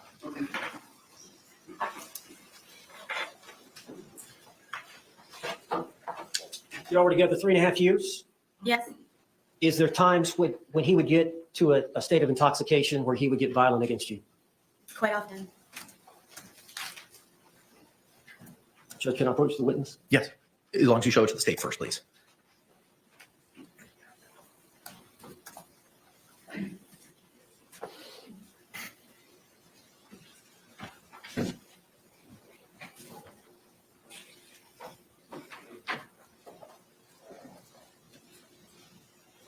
I'm going to show you defense exhibit for identification P. It's 2 photographs. Could you look at those photographs and see if you recognize those? I do. Are those 2 pictures of your body? Yes, Did they show injuries to your body? yes, Were those injuries caused by Jorge Torres? yes, Are those photographs a fair and accurate depiction of the injuries you sustained at the hands of Jorge Torres? on this occurrence, yes. You remember this occurrence? I don't. It was so often. You don't remember a specific date, I don't. but you're sure that that's you? Yes. Is that the injuries that he? What's the injury to the rib cage? I don't remember specifically. These may be the pictures. So, when we used to go over to his brother's house, one of his brothers and his. Objection. Non-responsive. Sustained. You don't have to answer the question. Do you know what happened to? Did George cause these injuries? Yes. All right. Were y'all both drinking at that time? I don't remember on this estate. Judge, I'd like to move this exhibit into evidence. Okay. What was pre-marked as P will be received into evidence without objection as Defense Exhibit 2.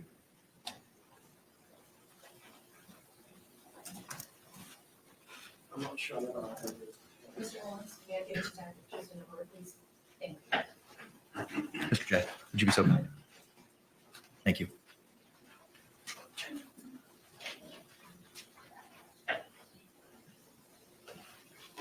And I need to ask permission to publish. Yes, sir. You may do so. All right, so.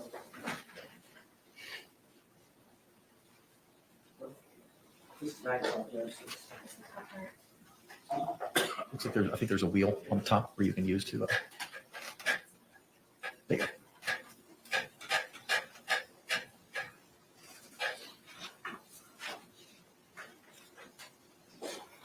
Ms. Boone, is that you? Yes. Are those injuries to your arm? Yes. Were they caused by Jorge Torres? Yes. And during the same incident, is this you? Yes. Is that an injury or bruise to your ribcage area Yes. and your arm? Yes.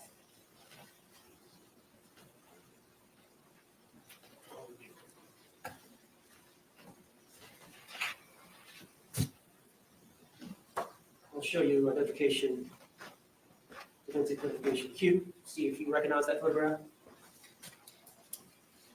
Yes. Is that your thigh? Yes.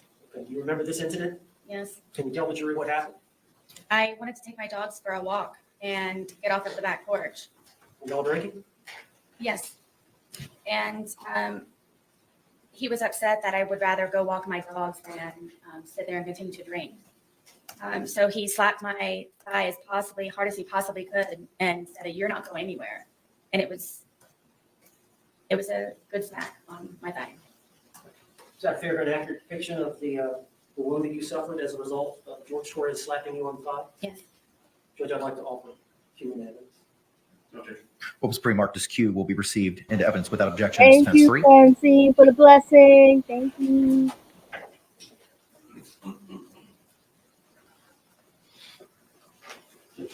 You may, sir.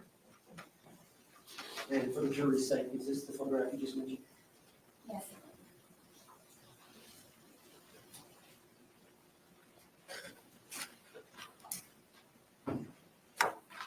Let's show you identification, defense identification S. See if you recognize that photograph. I do. Is that your hand? Yes. Is that your blood on your hand? Yes, it is. Is that you standing, looks like in a room with flip-flops? This is in the kitchen at Brian's house. Okay, what happened there? So George was very drunk, and I wanted to leave, and he's notorious for taking my car keys and putting them around his neck and my phone in his crotch area and telling me to come get them. And I really wanted to leave because of how drunk, and I knew the escalation of his anger. I didn't want to be there when it was at its peak. So I tried to take my keys from around him because he kept taunting me to take my keys, come get your keys. And so I attempted to go and get my keys.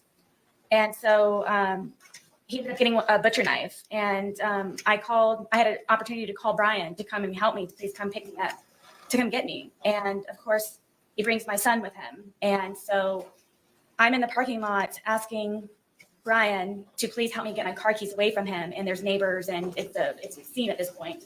And I don't understand. Why do you keep calling Brian? He is your ex-husband. He doesn't have any emotional attachment to you. He's not responsible providing and taking care of you and protecting you. His responsibility is a child. That's it. Everything you calling up Brian. You two are divorced. Resume.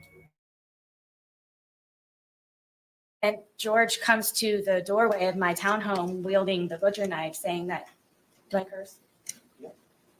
That no one's going to take her fucking keys. No one's going to fucking come into this house. And he's waving the butcher knife. And I walked up to him, and I just wanted to leave. And my little son, who was, I believe, 7 or 8 at the time, is screaming, "Give mommy her keys, give mommy her keys, let her leave."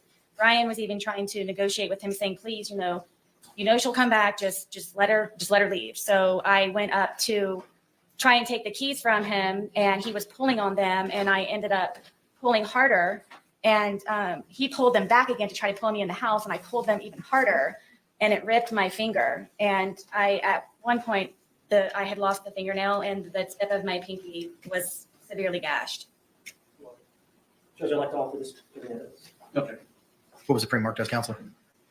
Just like S, but metaphorically. What was pre-marked as defense S will be received into evidence without objection as defense 4.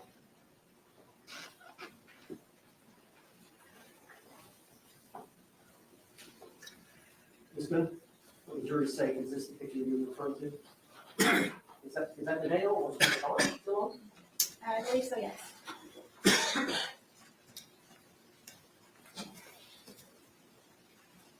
I'm showing you a composite identification L, 2 photographs. Can you look at those photographs and tell the jury what they are?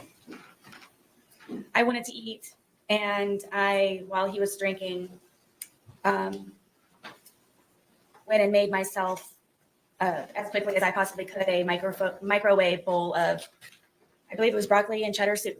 And I didn't get it out enough time, and he came up behind me and he slapped it out of my hand.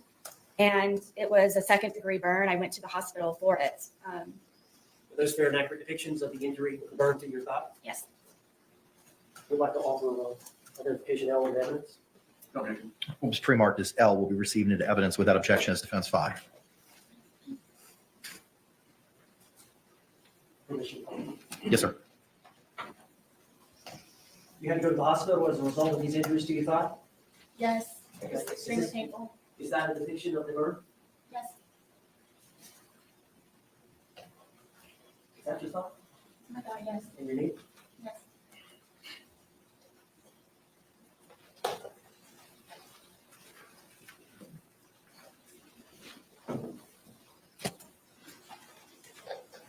All right, I'm showing you the positive exhibit for identification K, 4 photographs.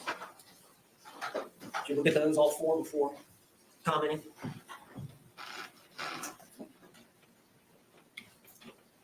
This is a longer story, isn't it? Go ahead and tell. So George stabbed me in my leg. I almost bled to death. All right, well, let's go back and explain what led up to that. I thought it would be nice to cook a nice steak dinner. We don't have 2 nickels to rub together, so I thought it would be special to make a steak dinner and baked potato and go above the normal whatever's left over in the refrigerator. And so I spent a lot of time doing that. And George was drinking the entire time and on the back porch. You were drinking as well, you know? I was drinking. He was on the back porch while I was in the house and I was cooking. And it was one of those where maybe if I start making dinner now, it will be over at a particular time and we can go to bed at a reasonable time. And I even put it in the bedroom and had a movie set up for us to watch. So it would just kind of be dinner in bed. And then he came upstairs and saw that I had made the steak dinner, and I don't know how to describe how drunk he was, but it definitely was not George. And had him come lay on the bed, sit on the bed, and, you know, put the, I got the dogs out, and I presented him with the steak dinner and sat down and was getting ready to start playing the movie. And he starts being very rude and cursing the steak. And I caught that too. Oh, no smoking in the house. And we see the picture with the ashtray, right? Yes, we did. Resume.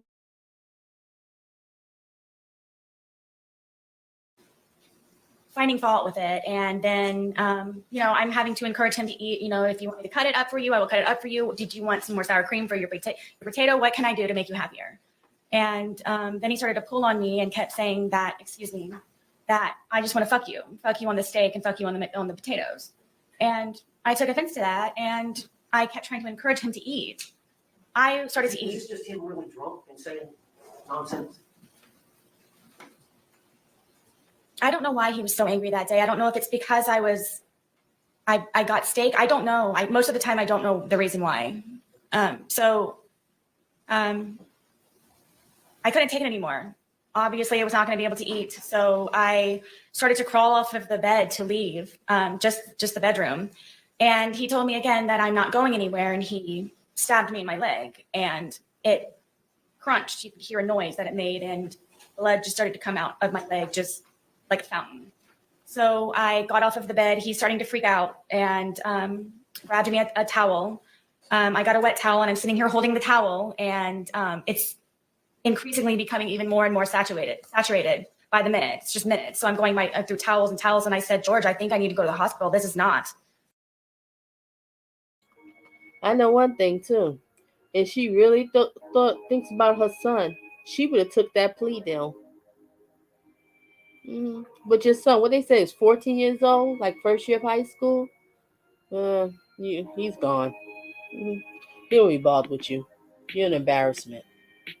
Total embarrassment. Oh boy. And you probably never, if he was with you, let's say the time that you had him, you probably was so drunk, so much arguing with George, you didn't even realize that your son was there. Yeah. So sad. Resume. This is not stopping to bleed. This is serious. And he got on his knees and begged me, please don't call the police. Please don't call the police. Please don't call the police. And inevitably, he went and got my car keys and put them around his neck again, and my cell phone. So I was not able to call anyone, and I wasn't able to leave in my car. So I figured I would just go downstairs, and I'm just going to go downstairs. And I had propped my foot up on the glass table that we had, and blood is just everywhere. Blood is everywhere. I can't keep up with the amount of blood, and I'm starting to feel very weak and really weird. And he comes downstairs and he's still begging me, please don't call 911. Please don't call 911. I kept telling him, there's something, this is serious. This is something. Because he knew that he would probably get arrested or something bad would happen to him. So I couldn't take him anymore. He was just all over me, and I'm bleeding. I'm bleeding very badly, and he's having me try to console him. And I kept telling him, please, I need to call 911, please. And I said, okay, just give me a moment. And I crawled upstairs to my son's bathroom, which is the furthest bathroom away from everything.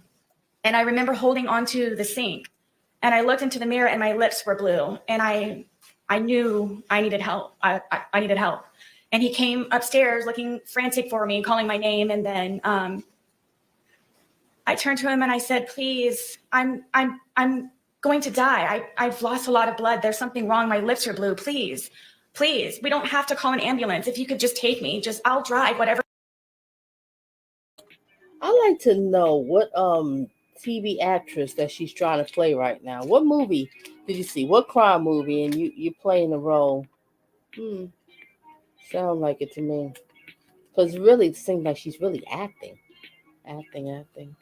Reason. Whatever I can do, please, to go to the hospital for this. And he said that before anything happens, I had to concoct a story in order for him to not be arrested or be in trouble when we did inevitably get to the hospital. So I'm sitting there with this blood-soaked towel with blue lips, trying to come up with a story of what I can tell them when I go down there so he's not in trouble, and telling him that it's okay. And I came up with the story of that we were sword fighting silly after drinking with our steak knives, and he accidentally punctured my leg. And from there... How did you get to the hospital? Originally, he told me to drive, and because of the amount of alcohol that he drank, and I couldn't. So he got into the driver's seat and drove me, and the entire time he's barking at me to make sure that I get the story straight. We're sword fighting, okay? We were drunk, Did you go to being the silly. hospital? Yes. All right, and did you get treated there? Yes. I was bloody, and All right, let me show you the photograph. I'll show you this. All right, is this a fair and accurate depiction of the injury to your leg? yes, I had to go to 2 different hospitals for it. And you lied to medical personnel about how this happened? Yes, they brought in sheriffs and everything. Was it consistent with, they brought in sheriffs? Did you have to answer to the law enforcement officers? Yes, Did you stick with the story that you and George had agreed? I did. Judge, I'd like to offer this a positive tip. Okay. What was pre-marked as K will be received into evidence without objection as defendant 6.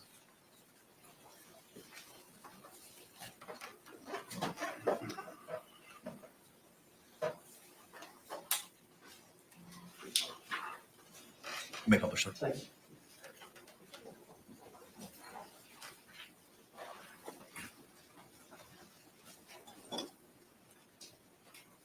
And is this you at the hospital? Yes.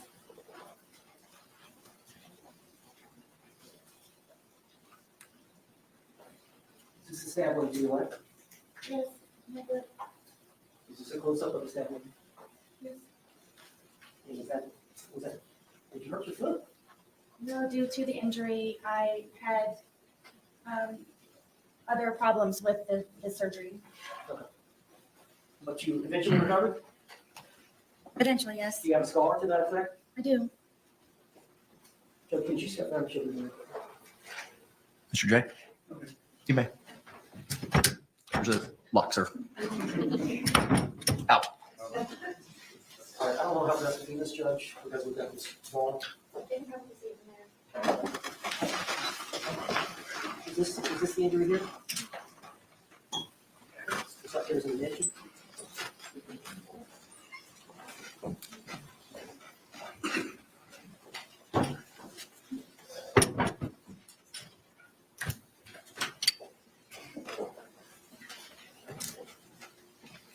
All right, I'm showing you identification T.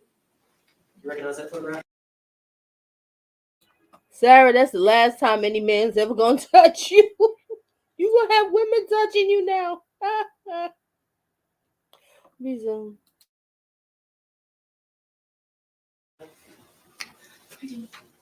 Yes. All right. Looks like you got an injury to your lip and to your face. You recall this event? I was trying to sleep, and Have y'all been drinking? I'm not sure. I know that he had been drinking. This was one of the instances where I would go upstairs to try to go to sleep. And But y'all drank together a lot, did you not? sometimes, yes. But there were times where he wanted to stay up and continue to drink and you wanted to go to bed. Many times, yes. You were done. He was not. Correct. Was that one of these times? Yes. So tell us what happened. I'm sleeping in the bed, sound asleep, and he comes into the room and grabs me by my hair a lot of the times. And from here, he scratched me from trying to grab me, and then grabbed my hair and pulled me off of the bed, and then raked my face across the carpet. These are carpet burns. To your lips? Yes. What about to the, looks like the eyebrow area? That's from where he, from grabbing me, scratched me and got a hold of me by my hair. Why was he mad at you? Because I wasn't downstairs with him He wanted you to be drinking with him? all the time. All right, I'd like to introduce. She really does lie a lot. Because think about it. All these body cams with the rest and everything, she was out of her mind drunk with the googly eyes, the eyes all over the place. And all she wants to say is, well, yeah, I drank a little bit, but it was really George. He was a heavy drinker. And I had to drink with him. He always wanted me to drink with him. If I didn't, he'll just get so upset and just get angry. You know this man has kids. You don't care. Reason. Identification to your evidence. What was pre-marked as T will be received into evidence without objections. Defense Exhibit 7.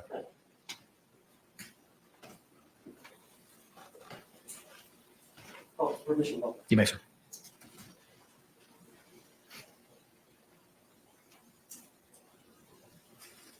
Do you see the injury between the eyes and the injury to the lip, Yes. as you described? Yes, and then the blood going down my eye, yes.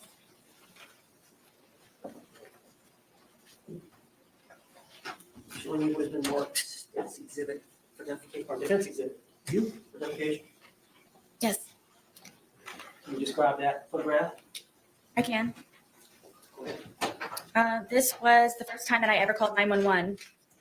George and I had gone to a bar across the street within walking distance, and at some point, I asked a guy, or he asked me, somehow or another, it was over a cigarette. And he left, and I didn't know where he went, and the bartender said, oh, he left. He took your car and left. So, Why would he do that? well, I found out when I got home, it was because I spoke to another man. And so I paid the tab, and I walked home, and he's sitting on the back porch with the handle of vodka. And I was walking on eggshells and terrified and kind of treaded lightly when I came in, and he acted all natural and fine. So I didn't know the reason why that he had just gotten up and left with my car. So then he calls me a whore, and then he calls me a slut, and then he calls me a cunt, and gets up and pushes me. And he pushed me with both of his hands so hard that we have this little area where our washer and dryer is, and there are metal doors that are on it. And he pushed me into the metal door. And then I fell back, and he got his knees on top of me on my arms here, so I was pinned down, and was starting to strangle me and hit my head up against the metal closet over and over and over and over and over again, and calling me a fucking whore and you're such a slut and fuck you and everything. And my tongue was flopping out of my mouth, and I thought I was going to bite my tongue off. And because of the amount of noise I guess my head was making on the metal door, he slid me down and got back on me and then started to strangle me again. And it was on, we have carpet, but it's like concrete. And I was able to get my arms out from underneath and grab his throat and get him off of me. So I got him off of me, and I pushed him off, and he came up and he goes, "You fucking bitch." And he stomped my face. And the next thing I know, I woke up. I obviously blacked out. I'm obviously, I guess, yes. And he was passed out on the floor. And I woke up frantic looking for my phone, and I immediately called 911. Okay. The police arrived on that incident? Yes, they did. Is this a fair and accurate depiction of the injury you sustained as a result of him kicking you? Stomping, yes. A stomp? Stomp. All I saw was his heel. This is, yes, this the identification you be admitted today. What was pre-marked as you will be received without objection is defense 8.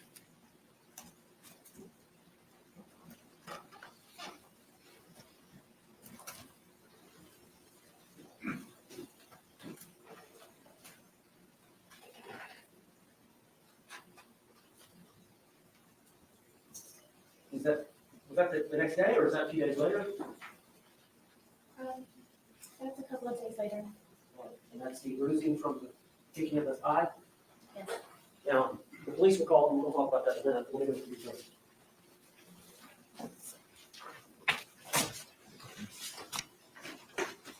Showing you identification V, defense. Could you recognize that? You have to see it. Yes. Can you identify that picture? Yes. Is that your leg? Yes. And is that was like the injury to your knee? Yes. Is that a fair and accurate depiction of the injury you sustained to your knee? Yes. Do you remember how that happened? Yes. Can you tell the jury? I was trying to get off of the back porch, and he grabbed me and pushed me, and it was a rock or a really sharp piece of mold from him grabbing me and pushing me onto the ground. And I guess I just happened to hit my knee just right on whatever it was. Were y'all drinking? Why did he push you? Because I wanted to get off of the back porch. You wanted to stay out there? Yes. He wanted you to be with him?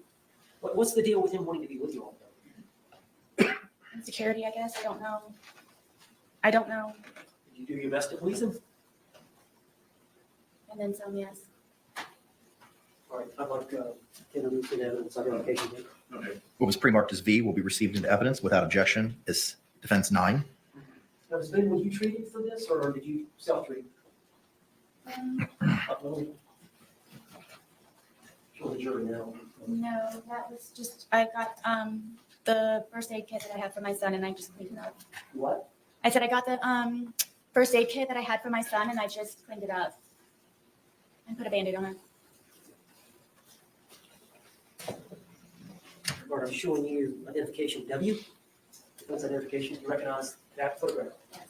What is that photograph of? This is a photograph of my arm.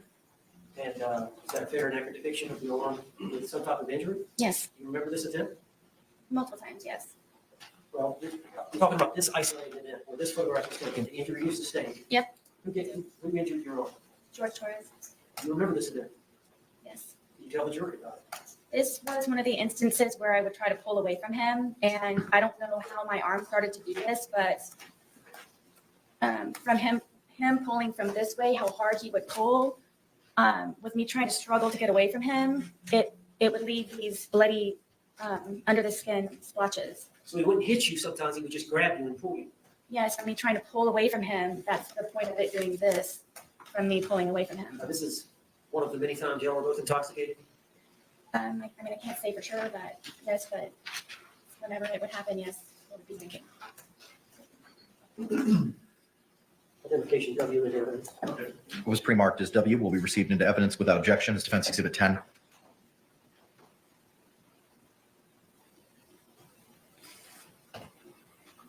You may, sir.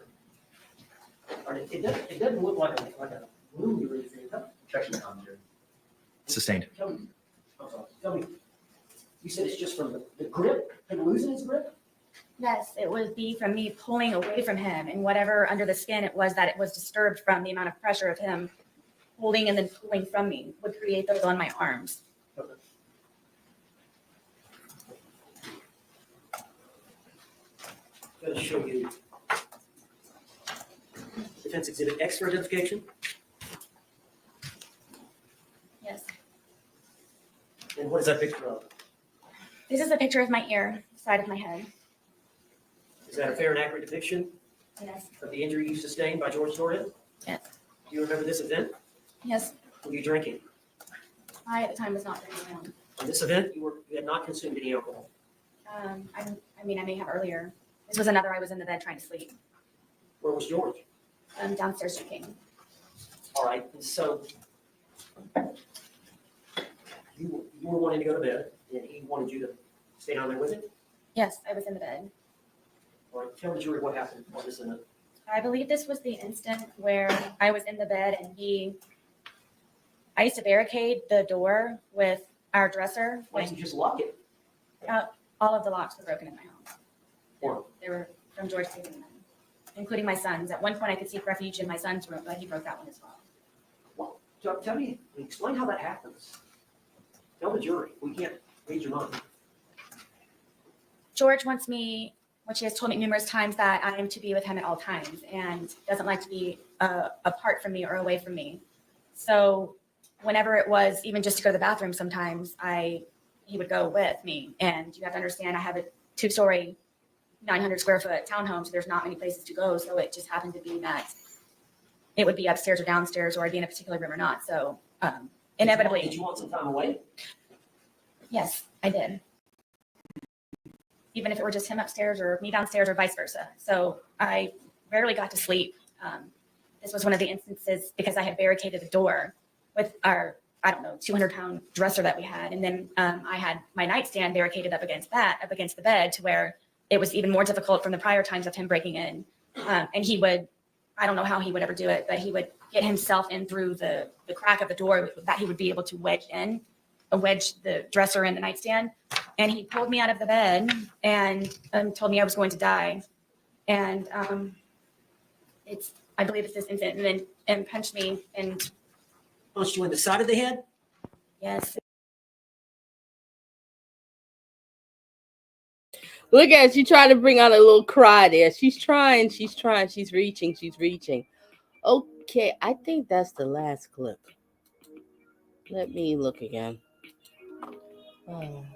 I don't really have the clips of when she got, cross-examination. Give me just a second here. No, I think this was the last one. Yeah, this is the last one here. But I don't have when she got cross-examined. Oh, well, next time. But I do want to show you one video. Love Joe, I'm going to play that video that you sent me. Let's watch this other body cam.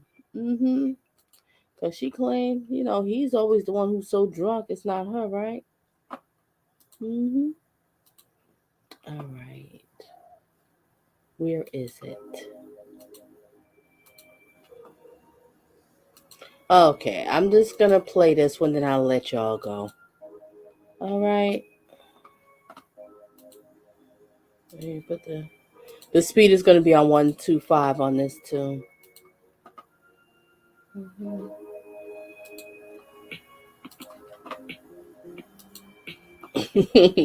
All right, let's watch this one.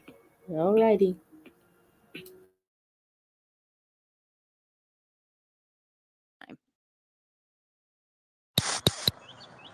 Want to watch that side? Start a conversation.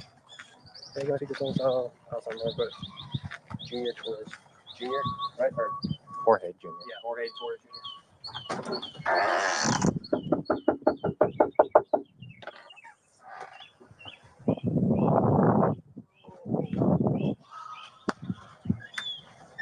Morning, ma'am. Can we talk to Jorge Jr.? No, he's working. Okay. He's working? Yeah, he's working. Yes. That's Aloma. I think you go this way and you go to Aloma. Okay. That's the Ace there. Oh, he works at Ace Hardware. Uh-huh. Okay, we're just here to speak to him about something that possibly happened yesterday. So he's at work right now. Yeah. Yeah, we just want to have a chit chat with him. That's all. That's where he's at right now. Yeah. And I was just want to let you know he's an alcoholic. Is he? Oh, okay. Yeah. Okay. All right. And the lady that he's having problems, she has his ID, and she don't want to give it to him for a long time. Okay. Because they're everything. Because he was just arrested, wasn't he? Yeah, because I think arguing with her. Yeah, something like that. Okay. But yeah, we just wanted to speak to him about something real quick. If he's at work, we'll have a chit chat with him at work, and we'll go from there. So okay, man. Thank you. Appreciate it. Okay, Sorry to bother you. Okay. Have a good day. 7 Shifts is the most important platform for our restaurant operation.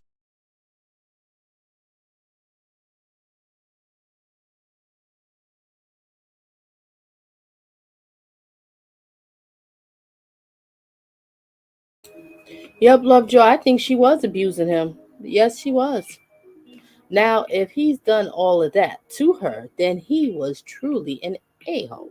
I'm sorry, but nobody deserves that abuse. Exactly. I think that, you know what, Kay? I think they was just one of those couples, they both were just going at it with each other. But I just think that she was the one who started it, you know? Like I said, if you're in a relationship and you're always arguing, it gets really heated, or you feel like you want to raise your hand, it's time to get out that relationship. It's only going to get worse. Either someone's going to die or someone's going to go to jail.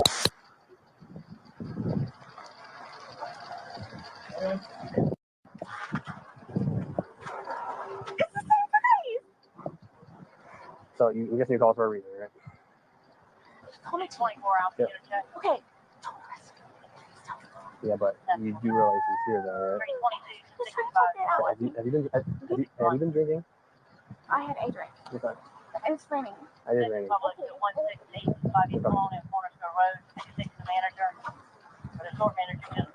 door. I gotta keep an eye on my guy.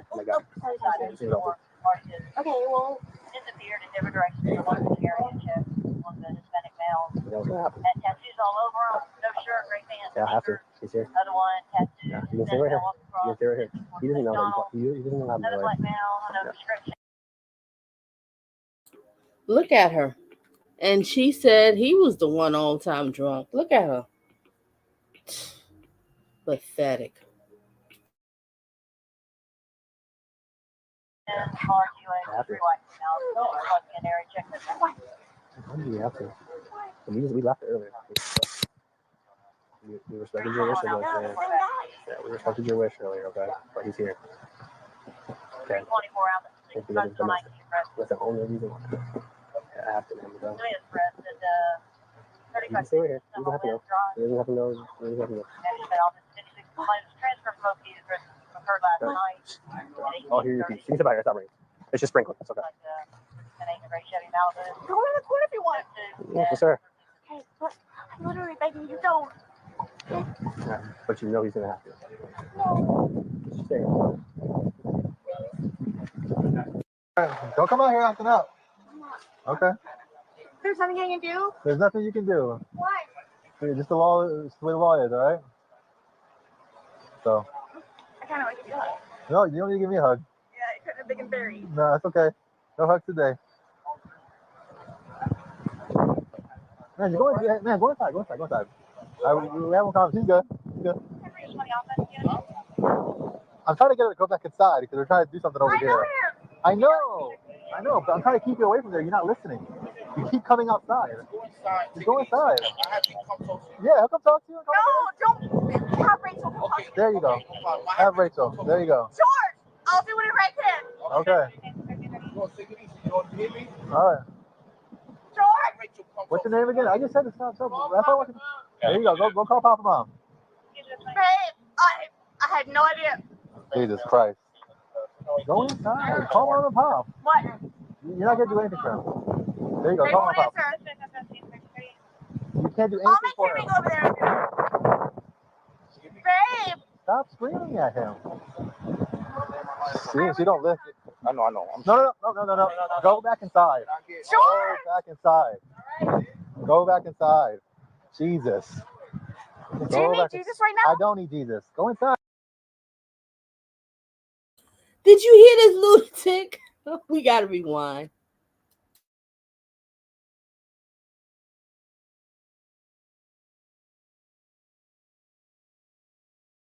Jesus.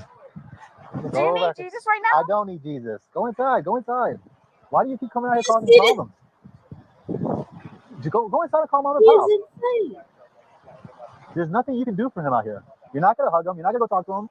Just go inside and call Mom and Pop. How's Henry over there talking to him? Henry's a property manager. He's asking him questions. The deputy's asking him questions. Why is this? What do you want me to do? Ma'am, go inside. Call Mom and Pops. Let's go. You're not doing anything for him screaming here. Why is this so hard for you? What happened? Take her inside. Take her inside. Maybe he'll let show it to you. Yes, I got it. I got those. All right. Hold up, wait a minute. Y'all gotta go. Okay, it's done when it's done. Why are you screaming for?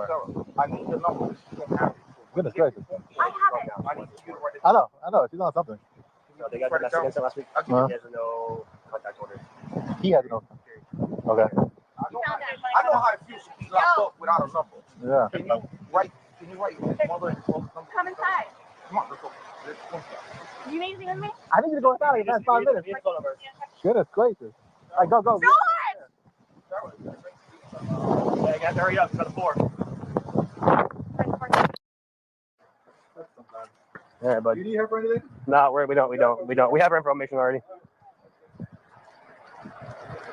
So here's what's gonna happen, bud. You're gonna take the ride back down, and because it's almost 2 o'clock in the afternoon, you're gonna see a judge tomorrow morning. You won't be able to see her today. And it might be the same judge that gave you the no contact order. Okay. Listen, from here on out, bud, until that case.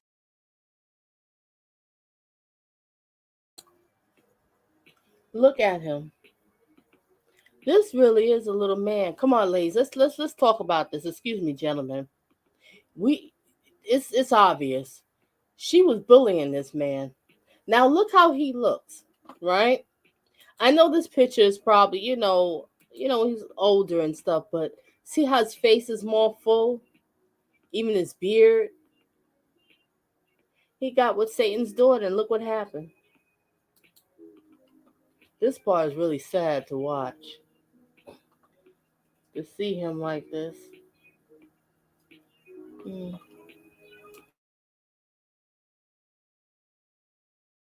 This is resolved. You cannot come here, okay, or have contact with her, even if she invites you, okay. She called us earlier and told us that you guys had a no contact order, okay. She didn't want anything to do with you, like charges, nothing. But we told her because it's domestic, instead of Florida has to, okay. So, all right, but just make sure. He is really small. Wow. Rest in peace. Rest in peace. You didn't deserve this. You came out here to get your life together, start something new. And you end up bumping with Lucifer's daughter. He's got nothing on him. I know him. Hey, you have anything on you, right, bud? No, okay. We'll make it as cordial as can be, okay? We promise it, all right?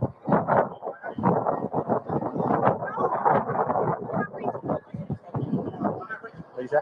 Sure. I'll do whatever I can. I love you, babe. I'll take it easy. You hear me? The man is being arrested. And what does he say? I love you, babe. Even when he was in the suitcase, he still was professing his love to her. Wow. He loved her, but she never loved him. She didn't even love her. She probably never loved her first husband. Yeah, I'm going to say it. People like that don't love. They only use and abuse. I love you.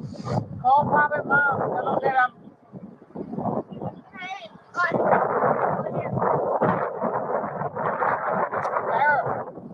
Sarah, call Pop and Mom.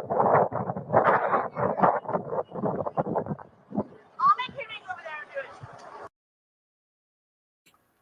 Melvie, I was thinking the same thing too. And when he did have his job, it was Ace Hardware, and probably because of her, always, come on, George, let's drink. Come on, don't go to bed, let's drink, let's drink. And then he drinks so much, he was hungover, he couldn't even get to work. And knowing that this man had to go to work because he has children to take care of. But she didn't care. This is really sad, just looking, because, you know, we watching the clips and everything, but to actually see him like this. And then what is he says? I love you. You being handcuffed. Going to jail. And a small man like you, your survival rate is not good in jail or prison. Oh, gosh. And she know it, too.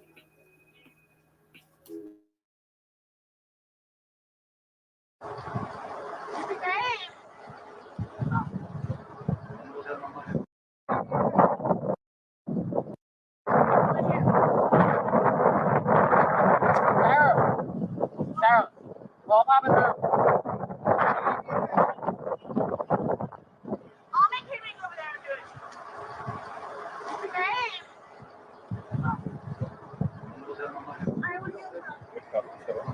No. It's all right, babe. George, give me your mom's and your father's number. I don't know it. Tino, Sarah. What's the charges again? So the domestic battery charge that he got hit with last week or whatever it was, he was given a no contact order by the judge. Okay, whether she invites him or not, he knows he can't be here. So he was here this morning. Let's get this. So there was a no contact order, but she lured him over there to drink, to set him up, and to get arrested. Is this what we're getting right now? Talk to me, everybody. Let me know. You see? She's a bully. No contact. You told him, oh, I love you, George. I miss you. Please come and see me. And he's like, okay, babe. He runs over there. And she set him up. And he gets arrested. And then he gets arrested. Or if he was working at that time, he gets arrested. He can't go to jail. He can't go to work. How is he going to support his children and himself? She didn't care. I'm getting angry. She called us this morning. Okay, he's now back, and he knows by the he can't get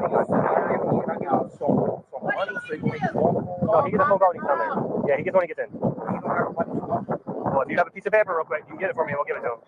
You don't know your mother's number? She has. If you can get it real quick, we'll give it to him. Can I get his mother's number and his wife's number? Yeah, make sure they. If you made it.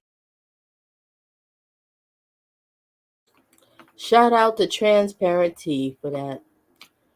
Wow, this is so sad seeing him like that. Wow. He really is a small guy. Look at her.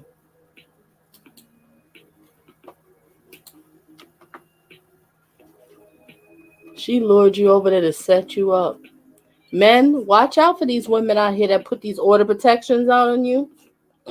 And then all of a sudden they'll call you up crying, I miss you, I'm sorry and everything, and I need you. And then you go running over there and she's setting you up calling the cops. Watch out. I'm telling you, there's some evil women out here. Sometimes us women could be worse than men. The only thing that y'all men got over is the strength of the muscle. But we have the mind. We can destroy you with the mind. So if you mess with the wrong woman, she could be your biggest nightmare. Or you end up being in a coffin. Wow. Okay. Let me just read these last. Okay, I did that one. All right. I hope that they see the pattern of abuse. If not, the jury is blind. Yep. She set him up. Yep, she did. Lovejoy, she set him up. Now, after I'm watching this over again, Lovejoy, I'm really catching it now. She set him up. And women will do that. A lot of women will do that. He got the Ace Hardware t-shirt on. So yeah, right? I bet you he was okay at the job. And he probably lost it or he was getting his hours cut because of her. She wants to drink, and fight all night. You see, these toxic people, I always knows about them. They'll like 2 o'clock in the morning, they want to pick an argument. Are you serious? We supposed to be sleeping. 2 o'clock in the morning. Something that's been festering with them, that's been for a few days. Now, suddenly 2 o'clock in the morning, they'll wake you up and want to talk about it. Are you serious? See, that's manipulations, gaslighting, messing with your mind to break you. All right. Let me stop talking. Ooh, it is late. But thank you all for being here. Wanted to catch these clips, but we have to see the other part. What do you call it? Cross examination. For prosecution? Yeah, prosecution. Didn't see that one. All right, ladies and gentlemen, everybody have themselves a blessed night, and stay tuned for some more of Donna just being real. Moment of silence for this man. You didn't and you look just like your mother. Oh my gosh. All right. Rest in peace. Moment of silence, ladies and gentlemen.